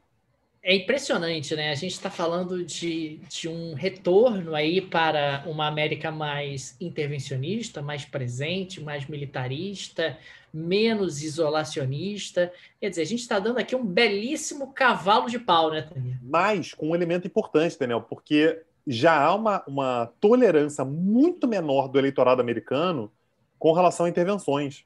Então, isso aqui talvez seja uma das coisas que levou à eleição do Trump, né? Eu não sei se ele vai conseguir medir isso, né? Se ele vai conseguir sentir essa temperatura, que o eleitorado americano não quer mais. O Trump foi eleito não somente por causa disso, mas em parte porque o que ele estava dizendo vou acabar com as guerras intermináveis. O Obama foi intervencionista, como a gente está vendo aqui, o tempo todo. Né? E aí o Trump é eleito falando sobre isso. Será que o Blinken ouve isso que o eleitorado americano disse lá em 2016? Ou ele vai considerar que votaram agora no Biden porque eles querem voltar à intervenção? Não é. Não votaram no Biden por causa disso. Votaram no Biden por N outros motivos, inclusive por questões econômicas, pela resistência ao Trump, pelo coronavírus e tal. Não foi certamente porque querem novas intervenções mundo afora. Agora, uma pergunta importante. Por que o Biden está de gravata borboleta e o Blinken está com uma gravata tradicional? Daniel, isso é a sua tradicional pergunta impertinente. Dá um toque aí para a gente ver a imagem.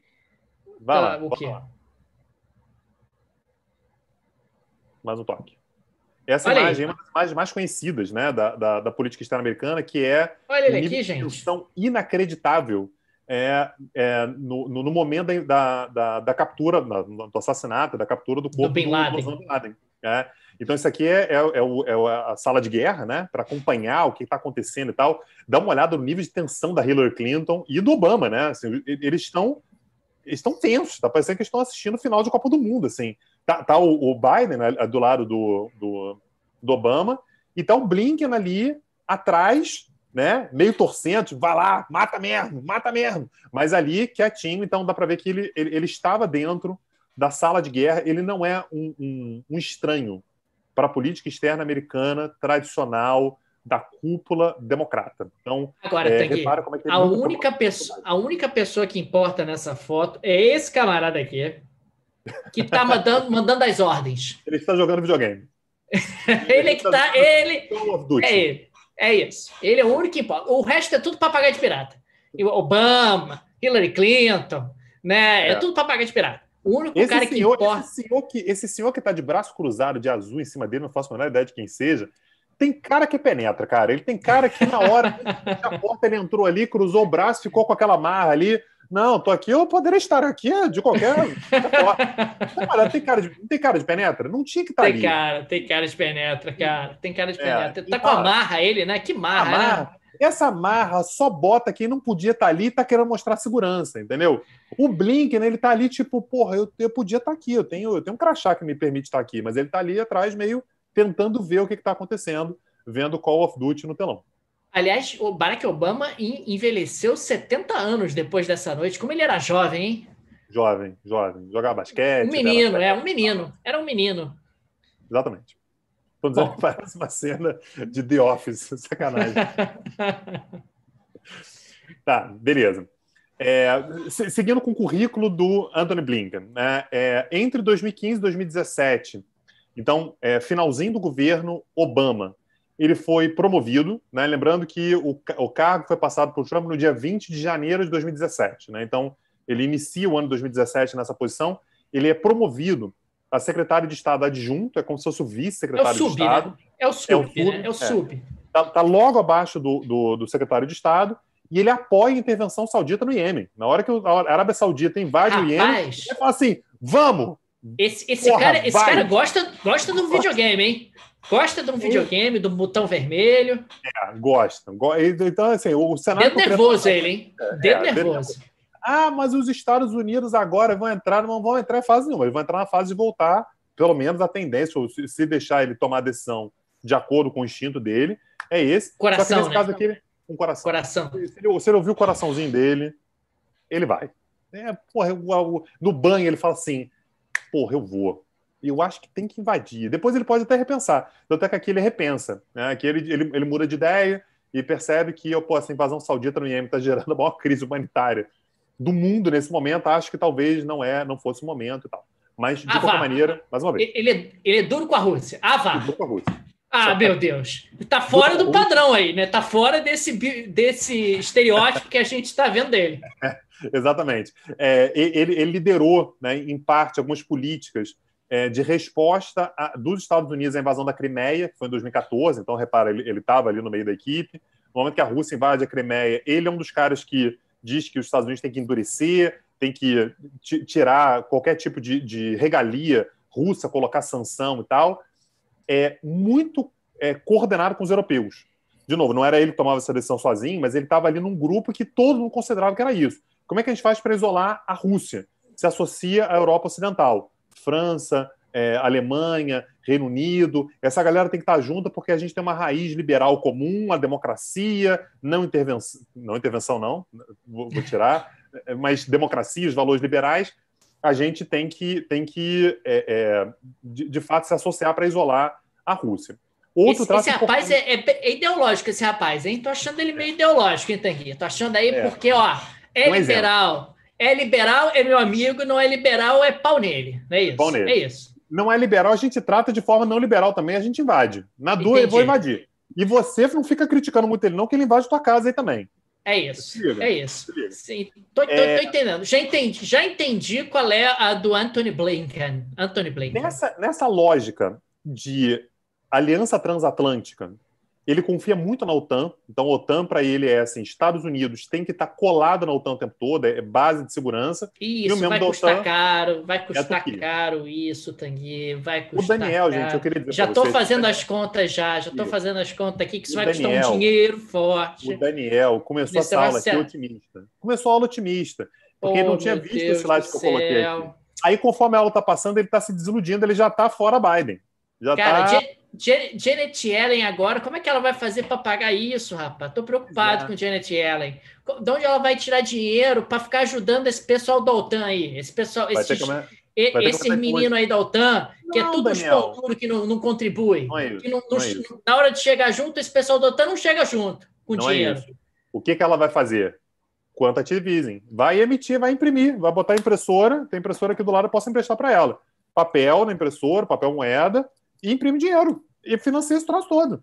Você não falou que não tem problema? Pode imprimir dinheiro à vontade. Rapaz, eu tô achando que ele vai causar problemas para Janet. Para ela. Janet vai ter problemas com esse rapaz. Eu vou avisar ela. Vou dar um zap para ela aqui. E aí, Daniel, assim, se você é aliado da Turquia, o que você acha dos curdos?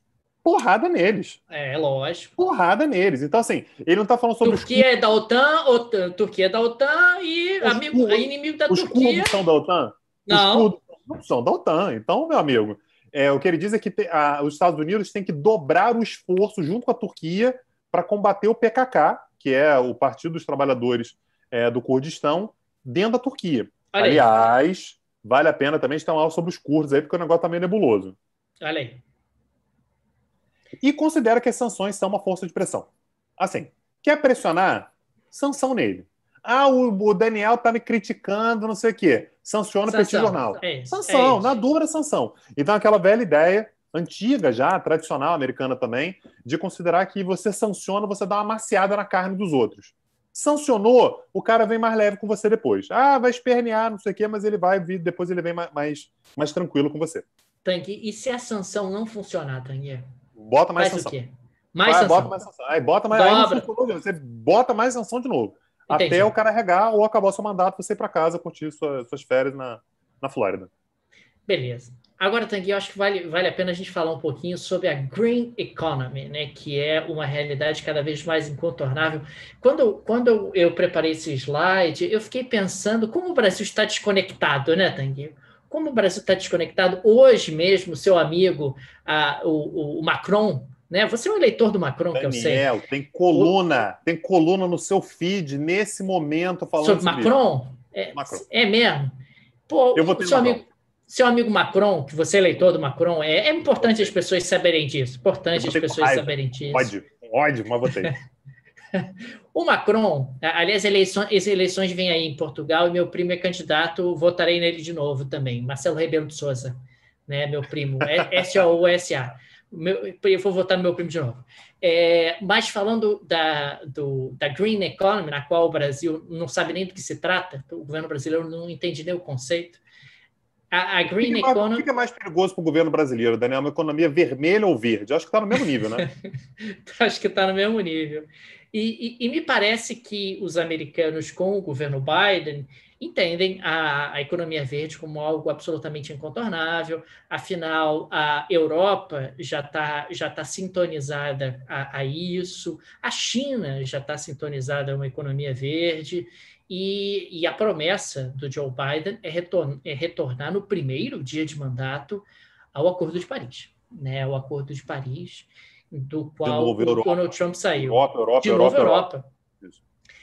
Lá atrás, o Barack Obama havia prometido reduzir as emissões entre 26% e 28% até 2025. Muito provavelmente isso não vai ser cumprido, até porque agora existe um atraso muito grande nessa meta de redução de emissões de gases do efeito estufa. Daniel, você quer uma coisa bonitinha? Sabe qual foi a promessa brasileira? Qual foi a promessa brasileira? 37% até 2025, 43% até 2030. Superamos os Estados Unidos, Daniel. A gente é muito mais brabo que eles. Isso foi Temer, né, cara? Temer que assinou isso, né? Botou lá e falou, 37%. É isso. Não, 2015 foi Dilma, Dilma. Mas depois o Temer chancelou isso, né? Cancelou, mas aí já tá. Dilma já tinha Temer assinado. chancelou isso. Então, a economia verde me parece algo absolutamente incontornável. Então, existe um projeto de transição para uma economia de baixo carbono. O que isso tem a ver com o Oriente Médio? Gente, o Oriente Médio é petróleo. É petróleo. Quer dizer, emissão de gases de efeito estufa. Você pega o petróleo, queima, gera gases de efeito estufa. Quer dizer, o petróleo cada vez mais está ficando para trás. A gente está falando desde ontem sobre a Ford, que está deixando o Brasil. A Ford está enfrentando problemas ao redor do mundo. Por que a Ford está enfrentando problemas? Porque a Ford, aliás, como várias montadoras americanas, apostou durante décadas em carros confortáveis e beberrões. E está ficando para trás, porque o consumidor cada vez quer carros mais econômicos, que consumam menos energia e que agora é carro elétrico. E que é carro elétrico. E se arruma vaga mais fácil. E é uma vaga mais fácil. E agora o carro elétrico. A Tesla, que agora engoliu todas as demais montadoras do mundo, o mercado já está refletindo justamente esse tipo de mutação, esse tipo de transição. Isso é incontornável, isso é o futuro. E tudo sinaliza que vai acontecer cada vez mais rápido do que se imaginava. Não adianta a gente ficar para trás. A gente vai ficar com essas montadoras americanas, como a Ford, a General Motors, fazendo carros beberrões, ou a gente vai ficar com a Tesla, a americana Tesla, que olhou efetivamente qual é o futuro e qual é a tendência e para onde as coisas estão indo. E aí tem um ponto importante aí, Daniel, que nessa transição para baixo carbono, algumas economias vêm investindo bastante nisso, que são, muito curiosamente, países do próprio Oriente Médio, né? Sim. A Arábia Saudita e Israel, por exemplo, estão usando o dinheiro do petróleo. Essa também é uma mudança importante, né? Israel até outro dia também era seco de petróleo, não tinha nada. E encontraram reservas enormes de petróleo. E são dois países, Arábia Saudita, Emirados Árabes também, né? Emirados Árabes, Arábia Saudita, o Catar, né, também começou com algo parecido e tal, que é de pegar a grana do petróleo e saber que não dura mais 50 anos, não vai chegar lá. Você colocou aí, né, o petróleo é o futuro carvão. Daqui a pouco ninguém vai querer, o preço vai ser mais complicado e tal, e começar a fazer essa transição para uma economia verde. Quem largou muito na frente foi a China, que percebeu que essa é uma tendência de mercado e já se antecipou, e muito curiosamente quem ficou para trás foram os Estados Unidos, né, que durante algum tempo o Trump ele foi eleito com aquele discurso todo de eu vou voltar a explorar carvão. O carvão? Por quê? Porque esse negócio de parar de explorar carvão é o politicamente correto. É maravilhoso.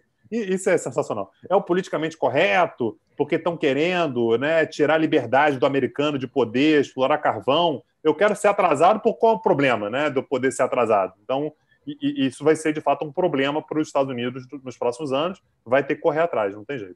Eu lembro que quando eu estava na escola, os professores falavam, não, porque vai acabar o petróleo, e aí é por isso que os países do Oriente Médio eles têm que buscar alternativas e tal. Os Emirados Árabes, na altura, já faziam esse tipo de movimento, e não é isso.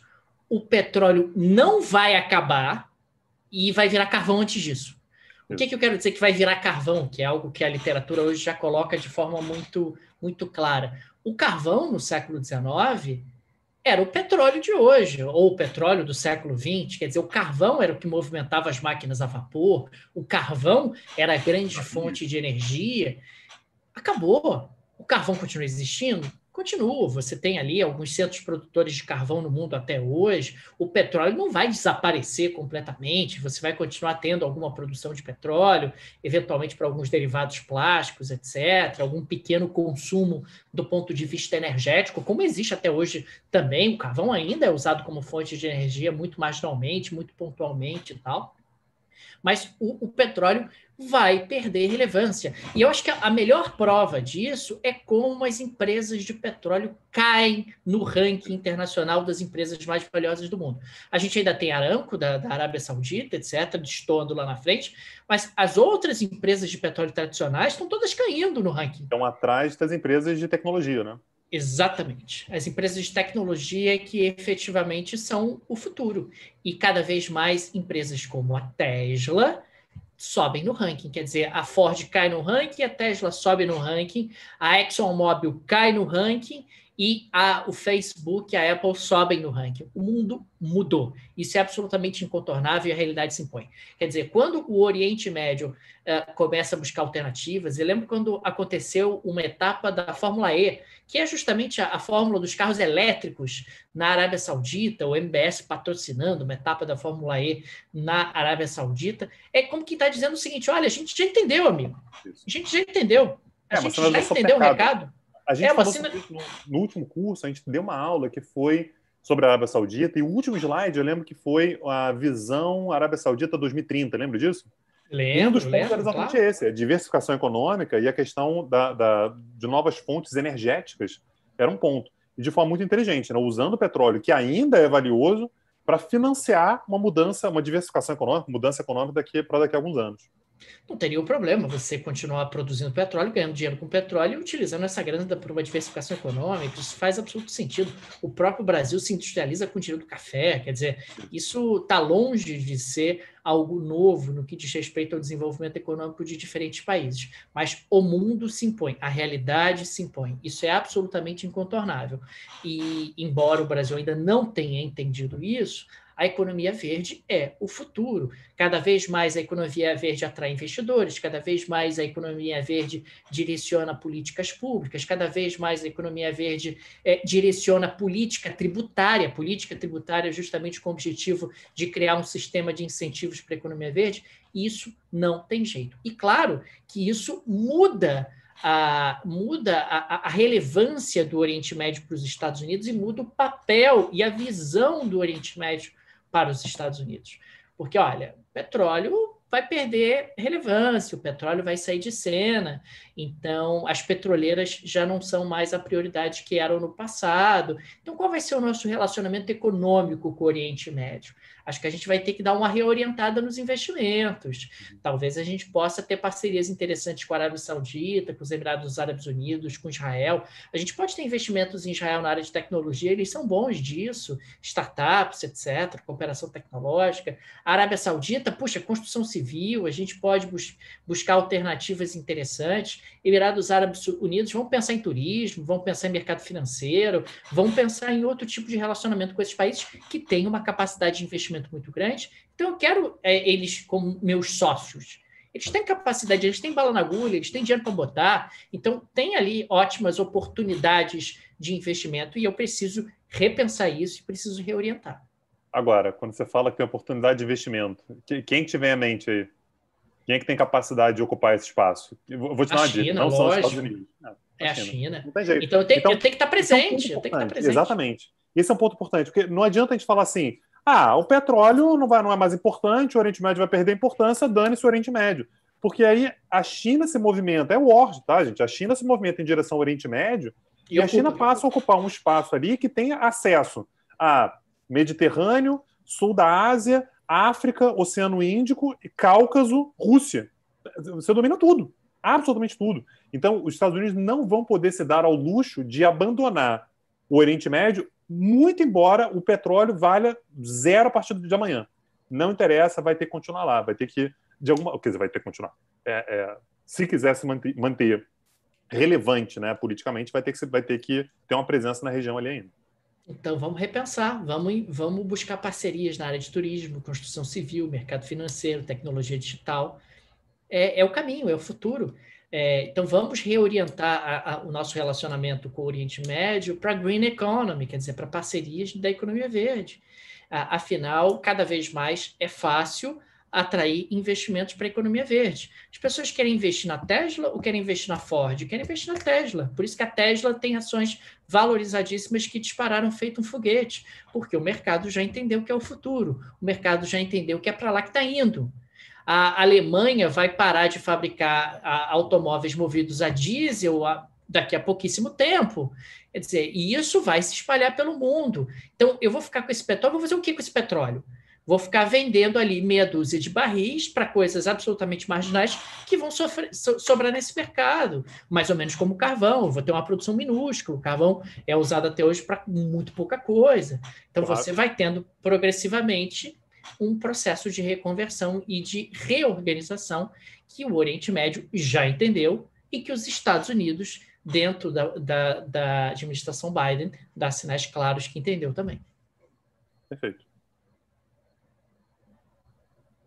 Agora, a pergunta que não quer calar, Tanguy. A embaixada volta para Tel Aviv? Minha aposta é que não. Não, já era. Já era, ficou. Ficou. Fé accompli. É um fato consumado. É isso. Mudou, vai continuar lá. Sinto muito, não fui eu. A embaixada mudou. Voltar significa criar uma crise sem precedentes com Israel. Porque assim, você mudar gera uma crise com os palestinos, com alguns árabes e tal. Agora, voltar significa você, basicamente, assim, uma desfeita grande demais com um aliado importante demais para você. Não vai acontecer, isso mexe mais com o eleitorado americano não vai aceitar, mudou de volta, porque não era para ter feito, porque era o Trump é feio, bobo e cara de mamão. Não interessa, vai continuar lá, então acho que muito difícil mudar. De novo, gente, sei lá também, né? Mas não me parece racional fazer essa mudança de volta. Acho que a embaixada segue em Jerusalém. Foi na gestão anterior, não tem nada a ver com isso. Não tem nada a ver com isso, não fui eu. Fui eu que mudei a embaixada, eu cortei. Não tem nada, não fui eu. Mudou, paciência. Então acho que vai ficar por aí. E Bibi vai ter problemas, né, Bibi? Vai ter problema. Por que vai ter Netanyahu? problema? O Anthony Blinken e o Joe Biden já disseram que no primeiro dia eles voltam para o Acordo de Paris, no dia 2 eles voltam a negociar o acordo nuclear com o Irã. E aí foi isso que a gente estava dizendo lá atrás, que o cenário que o Biden vai encontrar é muito diferente do finalzinho do governo do Obama. Por quê? Porque nesse momento você já tem Israel e Arábia Saudita muito mais de saco cheio do Irã. Já se passaram 4 anos do Irã sendo uma ameaça, agindo, avançando com uma série de projetos, apoiando o Hezbollah, tendo presença no Líbano, tendo presença no Iraque, tendo presença no Iêmen, tendo presença fazendo o diabo na vida deles. Então, a gente noticiou, a gente falou sobre isso aqui bastante no Petit Jornal, lembro que eu fiz uma coluna extra sobre isso, inclusive. Há rumores fortíssimos de que Mohammed bin Salman, né, o príncipe herdeiro da Arábia Saudita, e o Benjamin Netanyahu se encontraram por causa do Irã. Então, se houver a volta para o acordo nuclear com o Irã, vai ter um slide mais para frente que a gente vai voltar a falar sobre isso, vai ter tensão com o Netanyahu, então esse vai ser um ponto importantíssimo, né? Garantido. A retomada de uma neutralidade é possível? Quer dizer, os Estados Unidos nunca, acho que neutralidade, entre aspas, é muito feliz, né, por conta disso. É sempre problemático dizer que os Estados Unidos são neutros na questão Israel-Palestina, mas pelo menos eles antes se esforçavam em tentar transparecer uma neutralidade, algo que com o Trump foi jogado na lata do lixo. E será que o Biden consegue retomar pelo menos uma imagem de neutralidade? A tendência é essa. Porque essa neutralidade, quando a gente colocou entre aspas aí, é exatamente isso. Mas a gente não quer que Israel, que é nosso grande aliado, ponto, avance, por exemplo, com assentamentos, anexações e tal, sem que haja um esforço para a criação de um Estado palestino. O Trump falou assim, tem que movimentar, tem que ter fatos novos, dar concessão para Israel que os palestinos vão correr atrás e vão aceitar o que a gente oferecer aqui e a questão se resolve depois. O Biden ele tem uma visão, que é a visão democrata, tradicional, era a visão do Obama, era a visão do Clinton, que é uma visão um pouco mais cautelosa, que tem que ter uma negociação mais ampla, que abarque todos os pontos antes de a gente conseguir fazer alguma coisa, porque senão corre o risco de a gente fazer uma série de concessões para Israel, Israel fica absolutamente confortável, absolutamente satisfeito, e não tem mais motivo nenhum para fazer qualquer concessão dos palestinos, e você institucionaliza um esquema de apartheid, né? É basicamente isso. Você tem palestinos que estão enclausurados ali, não podem sair, não tem Estado, não tem estabilidade, não tem renda, não tem nada. Por que Israel se movimentaria depois? Então, é provável que volte para um status um pouco mais tradicional da política externa americana, aquele status ali dos anos 90, 2000, com relação à questão palestina. Agora, Tanguy, eu acho que o Trump merece aqui uma pequena observação, que é assim, o Donald Trump conseguiu que o Hamas e o Fatah fizessem as pazes. Mas assim, Hamas e o Fatah estão fazendo as pazes tem 15 anos, né? Nenhuma dessas pazes dá certo.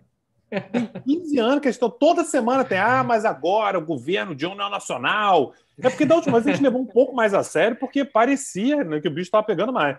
Mas também não leva muito a sério, não, Daniel. Sei lá, acho que mais um episódio, mais uma tentativa fracassada aí. É que nem reforma tributária no Brasil. Vai sair reforma tributária. Porra, de novo, outra. Não anda nunca. Outra, só porque a gente tem o sistema tributário do governo Castelo Branco, imagina, cara, agora vai. Agora a gente vai ter uma mudança aí no sistema tributário em breve. Bons tempos, bons tempos. O governo Castelo Branco, aquilo que era o governo de verdade, o governo patriota. Bom, então as novas relações israelenses, né? Israel que agora tem relações diplomáticas com os Emirados Árabes e Bahrein, não imagino que o Biden crie muitos problemas para isso, né? Marrocos, Até Sudão, tem mais aí. Marrocos, Sudão, tem mais um agora. Quem foi? Foi Catar, não. Enfim, mas pelo menos Marrocos e Sudão entraram na questão aí. A questão iraniana é subjacente a tudo isso, né, Daniel? Na verdade, assim, chave de análise. Como é que você analisa a política externa do Biden com relação ao Oriente Médio, sintetizando muito rapidamente uma parte fundamental da aula? Como que o Biden vai lidar com a questão iraniana? É isso, porque mexer com a questão iraniana, você mexe com o próprio Irã. Se você não volta para o acordo, o Irã radicaliza e o Irã fez, de fato, do Oriente Médio um campo minado, dominando várias posições. Essa era a estratégia do Soleimani, não por acaso ele foi assassinado. Então, o Irã tem uma posição muito forte, apesar de precária economicamente, tá, mas muito forte regionalmente. Então, se não voltar, arruma um problema com o Irã. E aí bota fogo na região. Se voltar, vai arrumar problema com Israel e Arábia Saudita. Aliás, o recado está dado já, né, Daniel? Mataram lá um dos cientistas-chefe lá do programa nuclear do Irã. O cara era especialista em mísseis. Foi um acidente. Foi um acidente. Claro, acidente. Mas é um acidente que poderia, eventualmente, ser interpretado aí como um recado divino. Vamos botar assim, divino. Estou dizendo que alguém foi lá e matou ele. Eu acho que qualquer um fazer alguma coisa assim. Isso pode acontecer. Acontece. Só porque o Trump perdeu a eleição, né? E aí, na sequência, o rapaz aparece morto. Daniel? A violência urbana. Aí morre alguém aqui do Rio de Janeiro e fala assim: foi o Trump. Porra, não tem base para assinar uma coisa dessas. Isso acontece cotidianamente. Bom, Arábia Saudita, Tanguy, olha só, distanciamento em relação ao MBS. Distanciamento porque o Trump era o BFF do MBS, né? Então, é improvável que o Biden tenha a mesma proximidade que o Trump tinha em relação ao MBS, e aí deve voltar aquela questão que existia no governo Obama, a questão dos direitos humanos. Aliás, o genro do Trump, que é um dos caras mais importantes, é o assessor, na verdade, do Trump para o Oriente Médio, no momento da invasão do Capitólio, estava na Arábia Saudita. Olha aí. Estava lá. Fazendo pé de meia? Ele, na verdade, isso é muito engraçado, Daniel, porque o que aconteceu ele é o assessor do Trump para o Oriente Médio, e agora, como o governo está acabando, então ele já não tem mais questão de compliance, né? Não tem mais nada disso, ele chutou o balde, e por causa da pandemia, ele está pegando, assim, os ativos desvalorizaram, e ele está comprando tudo. Então ele está lá na Arábia Saudita comprando Deus o mundo, e o MBS está feliz da vida, que bom a grana que está entrando e tal. Então, assim, do ponto de vista moral, né, é condenável, mas é o que está acontecendo. E aí o redesenho das relações econômicas me parece bastante evidente. A Arábia Saudita é central dentro desse processo sobre o qual a gente falava há pouco. As novas relações sauditas, né? Israel se tornando, como você dizia há pouco, amigo mesmo que informal da Arábia Saudita. Eu acho que eles não se falam pelo Zap, não. Tá? Eu acho que eles se falam pelo Telegram, porque é mais secreto. Mas aí o Putin tem que saber. O Putin, qualquer momento, joga isso no ventilador aí. Tudo bem. O papel dos Estados Unidos no futuro saudita, o projeto 2030 me parece uma parceria na qual nós podemos ter alguns frutos e algum avanço. E, de novo, a questão iraniana, né? A questão iraniana fica reaparecendo. É a linha mestre. Aliás, eu acho que o próximo slide é sobre isso, né, Daniel? Dá uma olhada aí. Deixa eu ver aqui. Olha aí, Tanguy. Acordo nuclear. Vamos só lembrar o que é o acordo nuclear, Daniel, só para a gente conseguir ter noção de assim, o que está em jogo, por que o Biden quer voltar para o acordo nuclear, qual é exatamente o ponto. A questão é, o Irã tem um programa nuclear que é antigo, vem da década de 70, inclusive quem entregou esse programa nuclear, quem iniciou esse programa nuclear no Irã foram os próprios Estados Unidos, e que foi reativado ali no final da década de 90, início dos anos 2000, e havia uma séria desconfiança, embasada, inclusive, de que o Irã estava fazendo isso para se não fabricar bombas nucleares, para saber fazer bombas nucleares. Né? Então, assim, se eu precisar, eu plugo aqui esses dois negócios aqui e faço uma bomba nuclear, e tenho condição de me defender com relação aos meus inimigos, principalmente Israel e Arábia Saudita e Estados Unidos. E aí, o que os Estados Unidos fizeram? Os Estados Unidos junto com a Europa, eles encheram o Irã de sanção. Enquanto você tiver um problema nuclear, a gente vai sancionar tudo. E o Irã partiu para o confronto. Né? O confronto se vão me sancionar, então é o seguinte, eu vou também fazer a vida de vocês um inferno. E aí tem uma extrema influência, por exemplo, no Iraque, vai ter uma influência muito grande no Líbano, e o tema vai se tornando insustentável, porque o Irã está cada vez mais perto de fazer uma bomba nuclear, tem influência regional, a economia está em frangalhos porque está sancionado, e o Obama fala assim, olha, não tem condição, vamos tentar resolver esse negócio aqui. Então vai assinar o acordo nuclear. O que o acordo nuclear estabelece? Não é apenas os Estados Unidos, então são Estados Unidos, Reino Unido, França, Rússia e China, que são os 5 permanentes do Conselho de Segurança, e mais a Alemanha.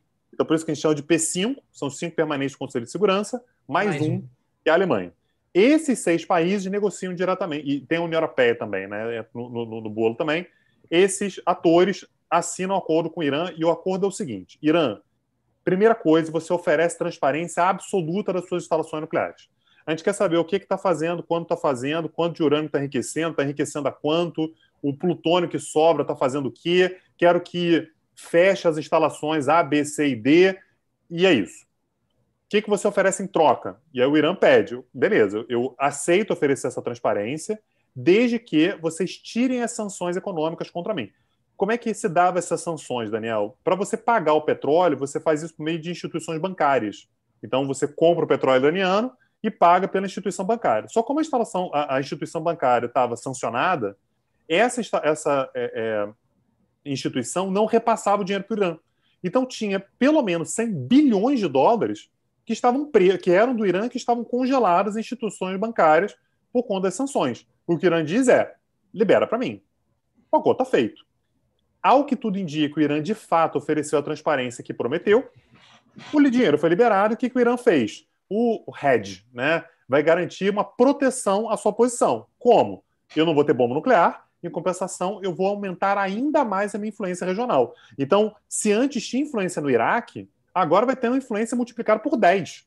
Vai ter ainda mais grupos financiados pelo Irã. Se quiser mexer comigo, vai ter que mexer comigo no Iraque também. Líbano, Iêmen, enfim, Catar, né? Você vai começar a ter uma série de grandes aliados. A China vai começar a ter uma facilidade cada vez maior para se aproximar. E o Trump diz, olha, também não quero. O Trump, muito pressionado por Israel, pela Arábia Saudita, fala assim, não quero mais. Mas como é que Obama lia a coisa? Ou o programa nuclear, ou uma influência regional. Eu prefiro que tenha influência regional, não tenha bomba nuclear, com influência regional a gente tenta lidar. O que o Trump está dizendo não quero nem uma coisa nem outra. Nem programa nuclear, nem influência regional. Então sai do acordo nuclear e vai para o confronto, de fato, diplomático contra o Irã.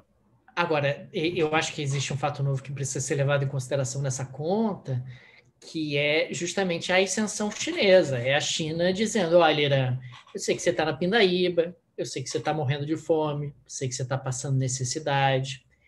Por que você não vira meu amigo? Você vai se tornar uma colônia minha? Vai. Possível. Eu vou ter acesso ao seu petróleo na medida em que eu sou o maior comprador de petróleo do mundo? Talvez. Você está vendendo a sua alma para mim? Talvez. Possível. Mas você não vai mais passar fome e o regime dos ayatolás vai poder se sustentar, porque eu sei que isso está gerando instabilidade interna, o pessoal está reclamando que o desemprego está grande, que a carestia de produtos importados está gigante, que a inflação está fora de controle. Eu sei disso tudo. Então, e eu posso peitar os Estados Unidos. Os Estados Unidos vai reclamar comigo? Eu vou mandar reclamar com o Papa, né? Falar, vai reclamar com o Papa, vai me boicotar, vai nada. Os Estados Unidos não me boicota. Então, esse eu acho que é um elemento novo, né? Quer dizer, até que ponto sancionar o Irã é possível? Esse é o meu ponto. Eu acho que a gente está caminhando para uma situação onde sancionar o Irã dentro de um contexto onde os chineses são capazes de entrar no outro lado oferecendo uma compensação, deixa de ser uma alternativa factível como elemento de pressão sobre o regime iraniano, sabe? Exatamente. Então, esse é o raciocínio, inclusive, do Biden e do Blinken, que não é assim. A gente tem que, na verdade, se juntar com os europeus, voltar a fazer pressão para tentar garantir que não tenha bomba nuclear. Bomba nuclear é o primeiro ponto. Não pode ter bomba nuclear. Ora, o Irã já voltou a enriquecer urânio a taxas maiores, óbvio, né? O acordo foi assinado para não ter o enriquecimento de urânio. E aí os Estados Unidos saem do acordo e começam a sancionar de novo, eu me sinto livre, portanto, para voltar a enriquecer urânio, né? Então, a posição do Blinken temos que contar com quem? Com quem? Europa. Junto com a Europa, negocia com o Irã. De novo, foi exatamente o que foi feito lá no P5+1 e tal, conta com vários europeus. E a gente vê como é que a gente lida com a questão da influência regional iraniana. Mas repara que é uma mudança na forma de fazer política externa dos últimos 4 anos. Tô achando que esse Blinken é o pela-saco da Europa, hein? Será, tô achando que eu acho que ele é um infiltrado aí. Tô achando esse cara esquisito. Aquele globalismo europeu. Globalismo europeu. A França é um antro de globalismo, né, Daniel? Tô sabendo. A França gaysismo, drogas livres, é uma parada muito louca. E tô achando esse Blinken problemático, vai trazer dificuldades para Janet. E eu acho que, sei lá, cara, tô gostando desse cara aí, não. Tem que abrir o olho. Abre o olho aí que eu tô achando esse cara esquisito. Tem que abrir o olho. Bom, as pressões externas vão continuar, né? As pressões de Israel e Arábia Saudita, e acho que o papel da China. Esse é o elemento novo. A China não é mais a China que ela era há 4 anos, mudou muito a capacidade chinesa realmente de chegar junto e de ajudar.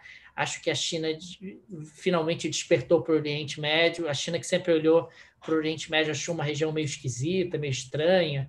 A China, ela começou pela periferia, né, pelas beiradas, foi lá, África, América Latina, sim, América Latina é periferia, né, periferia do planeta Terra, e agora, tá aí, quem sabe, né, de repente chegar junto no Oriente Médio, chegar aqui junto no Oriente Médio, porque eu tô me tornando gente grande, eu acho que eu vou me meter aí nesse Oriente Médio, e o Irã tá ali precisando de um amigo.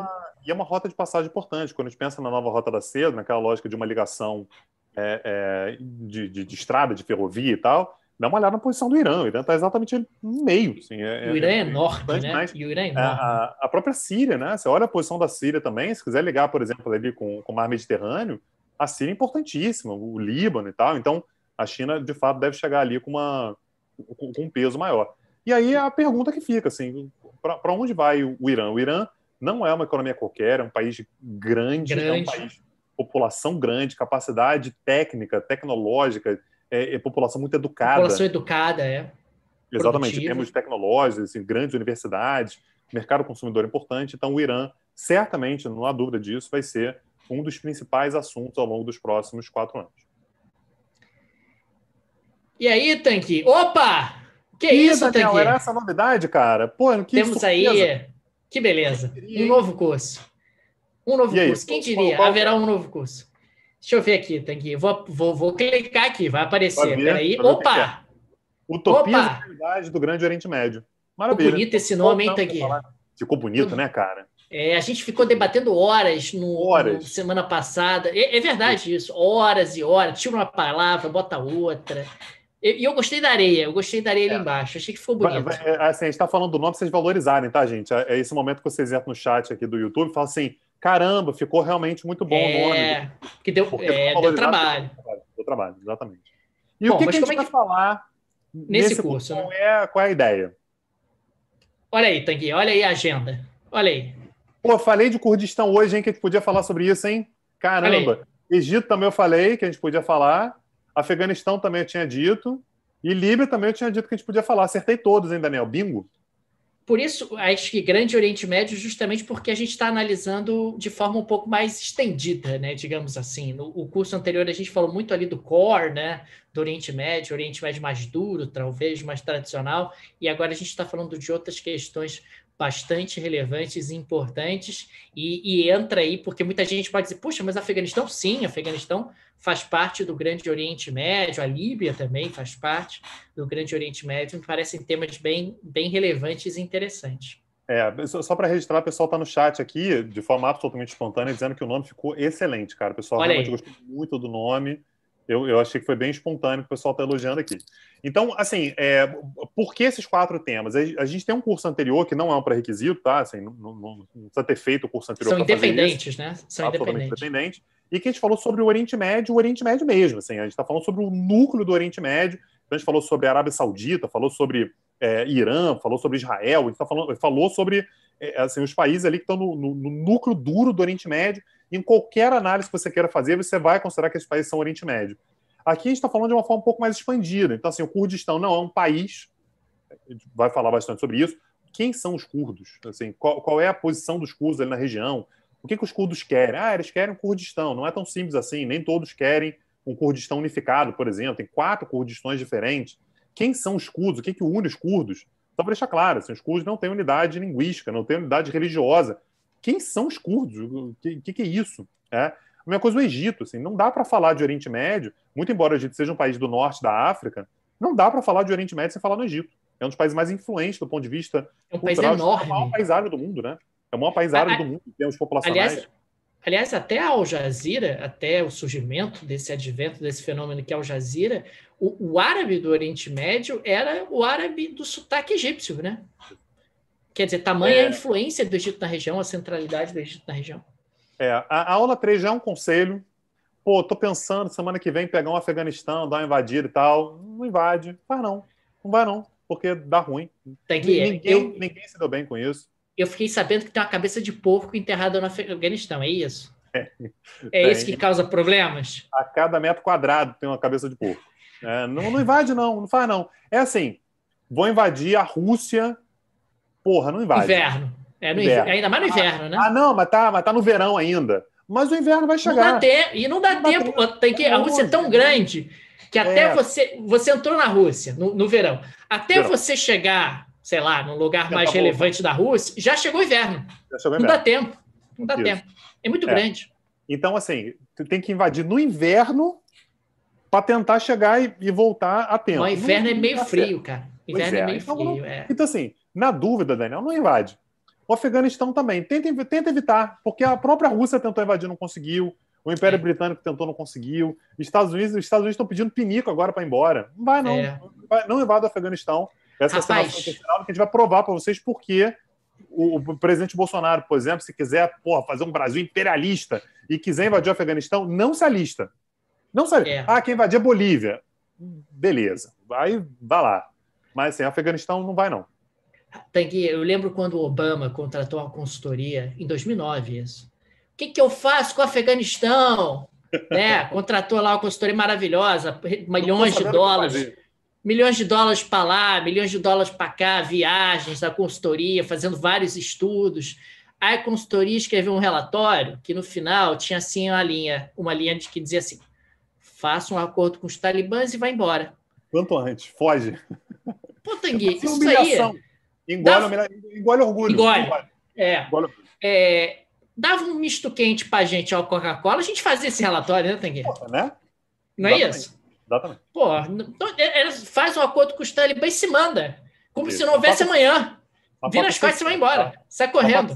Uma Coca 600 para a gente valorizar o nosso trabalho, mas aí a gente falaria exatamente a mesma coisa. E na quarta aula a gente vai falar sobre um tema que é talvez o tema geopoliticamente que mais ascendeu nos últimos anos, né? Que é a posição da Líbia.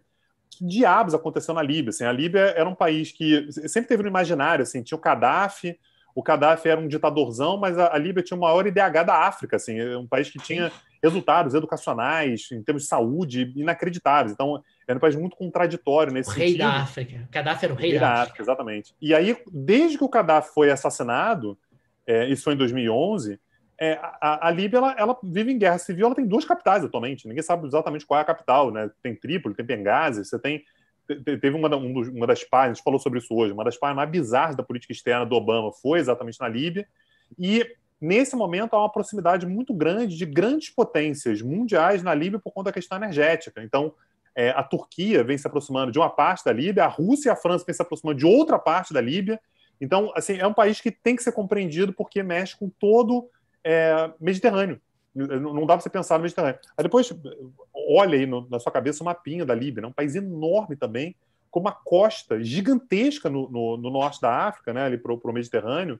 Então, é um país que geopoliticamente também não tem como você ignorar. Então, esse é o curso que a gente começa daqui a 2 semanas, no dia 26 de janeiro. A Líbia é tão importante que algumas das batalhas mais relevantes da Segunda Guerra Mundial foram em território líbio. É verdade. Né? Tamanha importância geoestratégica da Líbia. E, Tanguy, vamos aqui O que é isso aqui? Petit Cursos 2021. Teremos aí uma política ousada. Eu achei ousado, Tanguy, essa Ousado, proposta ousado. aqui. Achei Isso aqui bem para a galera ousado. para o pessoal que de fato assim, faz os cursos hoje, então a galera que de fato é muito Muito assídua, presente. muito presente. Então a gente vai oferecer uma outra maneira também de você ingressar nos cursos e vai ficar muito mais barato, né, para quem aderir isso aqui. Então, Então, até a próxima sexta-feira, então assim, hoje é terça, tá? O dia da aula, você está assistindo depois, a gente está dando essa aula na terça-feira, dia 12, à noite. Até sexta-feira, você pode ingressar nesse curso aqui, nesse curso de avulso, né? Avulso. avulso, então só nesse curso, por R$ 69,90. Esse é o preço promocional, tá? O preço promocional para qualquer pessoa que se matricular nesse curso até às 23h59 da próxima sexta-feira. Porém, assim, pô, mas eu gosto tanto de vocês que eu quero mais. O que a gente vai garantir para vocês é que nós teremos, ao longo do ano de 2021, 9 cursos. O calendário já Aliás, está esse pronto, a calendário gente está vai pronto. disponibilizar para vocês. Esse Exatamente, a gente vai calendário está disponibilizar pronto. para vocês. A gente já sabe exatamente quais são as semanas. A gente vai, inclusive, intensificar as aulas, né, Daniel? Então, até o ano passado, o que a gente estava fazendo era que a gente dava 4 aulas, parava uma, dava uma aula gratuita e mais 4 aulas. A única semana de intervalo que a gente vai dar, tirando feriado, enfim, carnaval e tal, vai ser a semana que vem. Semana que vem, de fato, não vai ter aula. Mas a partir daí vai ser sempre 4-1.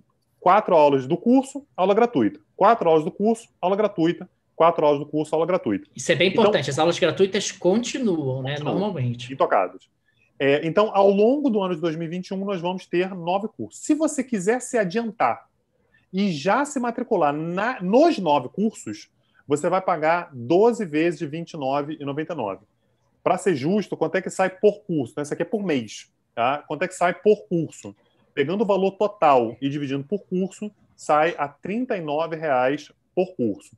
Você faz a comparação, né? Se comprar o curso avulso... Mas isso é até às 23h59 do dia 15 de janeiro ou enquanto durarem, porque a gente vai disponibilizar um número de vagas limitadas para esse pacote, né?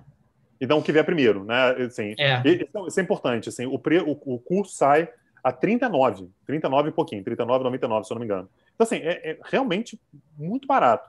Então, isso aqui não é o preço que vai ser, é o preço de lançamento. Então, a gente vai ter ou a data, né, o horário que a gente está colocando aqui, 23h59 do dia 15 de janeiro, ou o número que a gente estabeleceu. Na hora que lotar esse número, a gente coloca para o preço que vai ser, normalmente, que vai ser mais alto que esse. E uma pergunta que às vezes as pessoas podem estar fazendo, Tanguy, quais serão os temas dos 9 cursos? Então, a gente não vai adiantar isso agora, porque a gente também não sabe. E não por que sabe. A gente não sabe? Porque são cursos que normalmente estão queimando a mão. Então, assim, se acontecer alguma coisa na Turquia, a gente pode fazer um curso sobre Turquia. Está acontecendo um conflito envolvendo a Rússia, a gente pode fazer um curso sobre Rússia. A gente pensou que durante a aula... tecnológicas, né? Questões tecnológicas, políticas, tecnologia, redes sociais.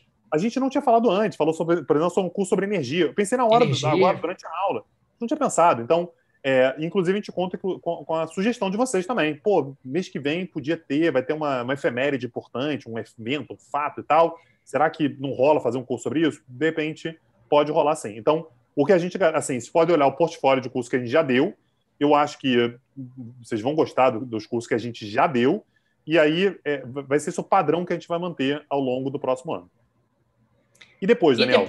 E depois do dia das 23h59 de 15 de janeiro, aí fica o valor cheio, né, digamos assim, que é o curso avulso de R$ 89,90. O pacote, se sobrar algum pacote, também vai ser um valor diferente, não vai ser esse valor que está estabelecido, não.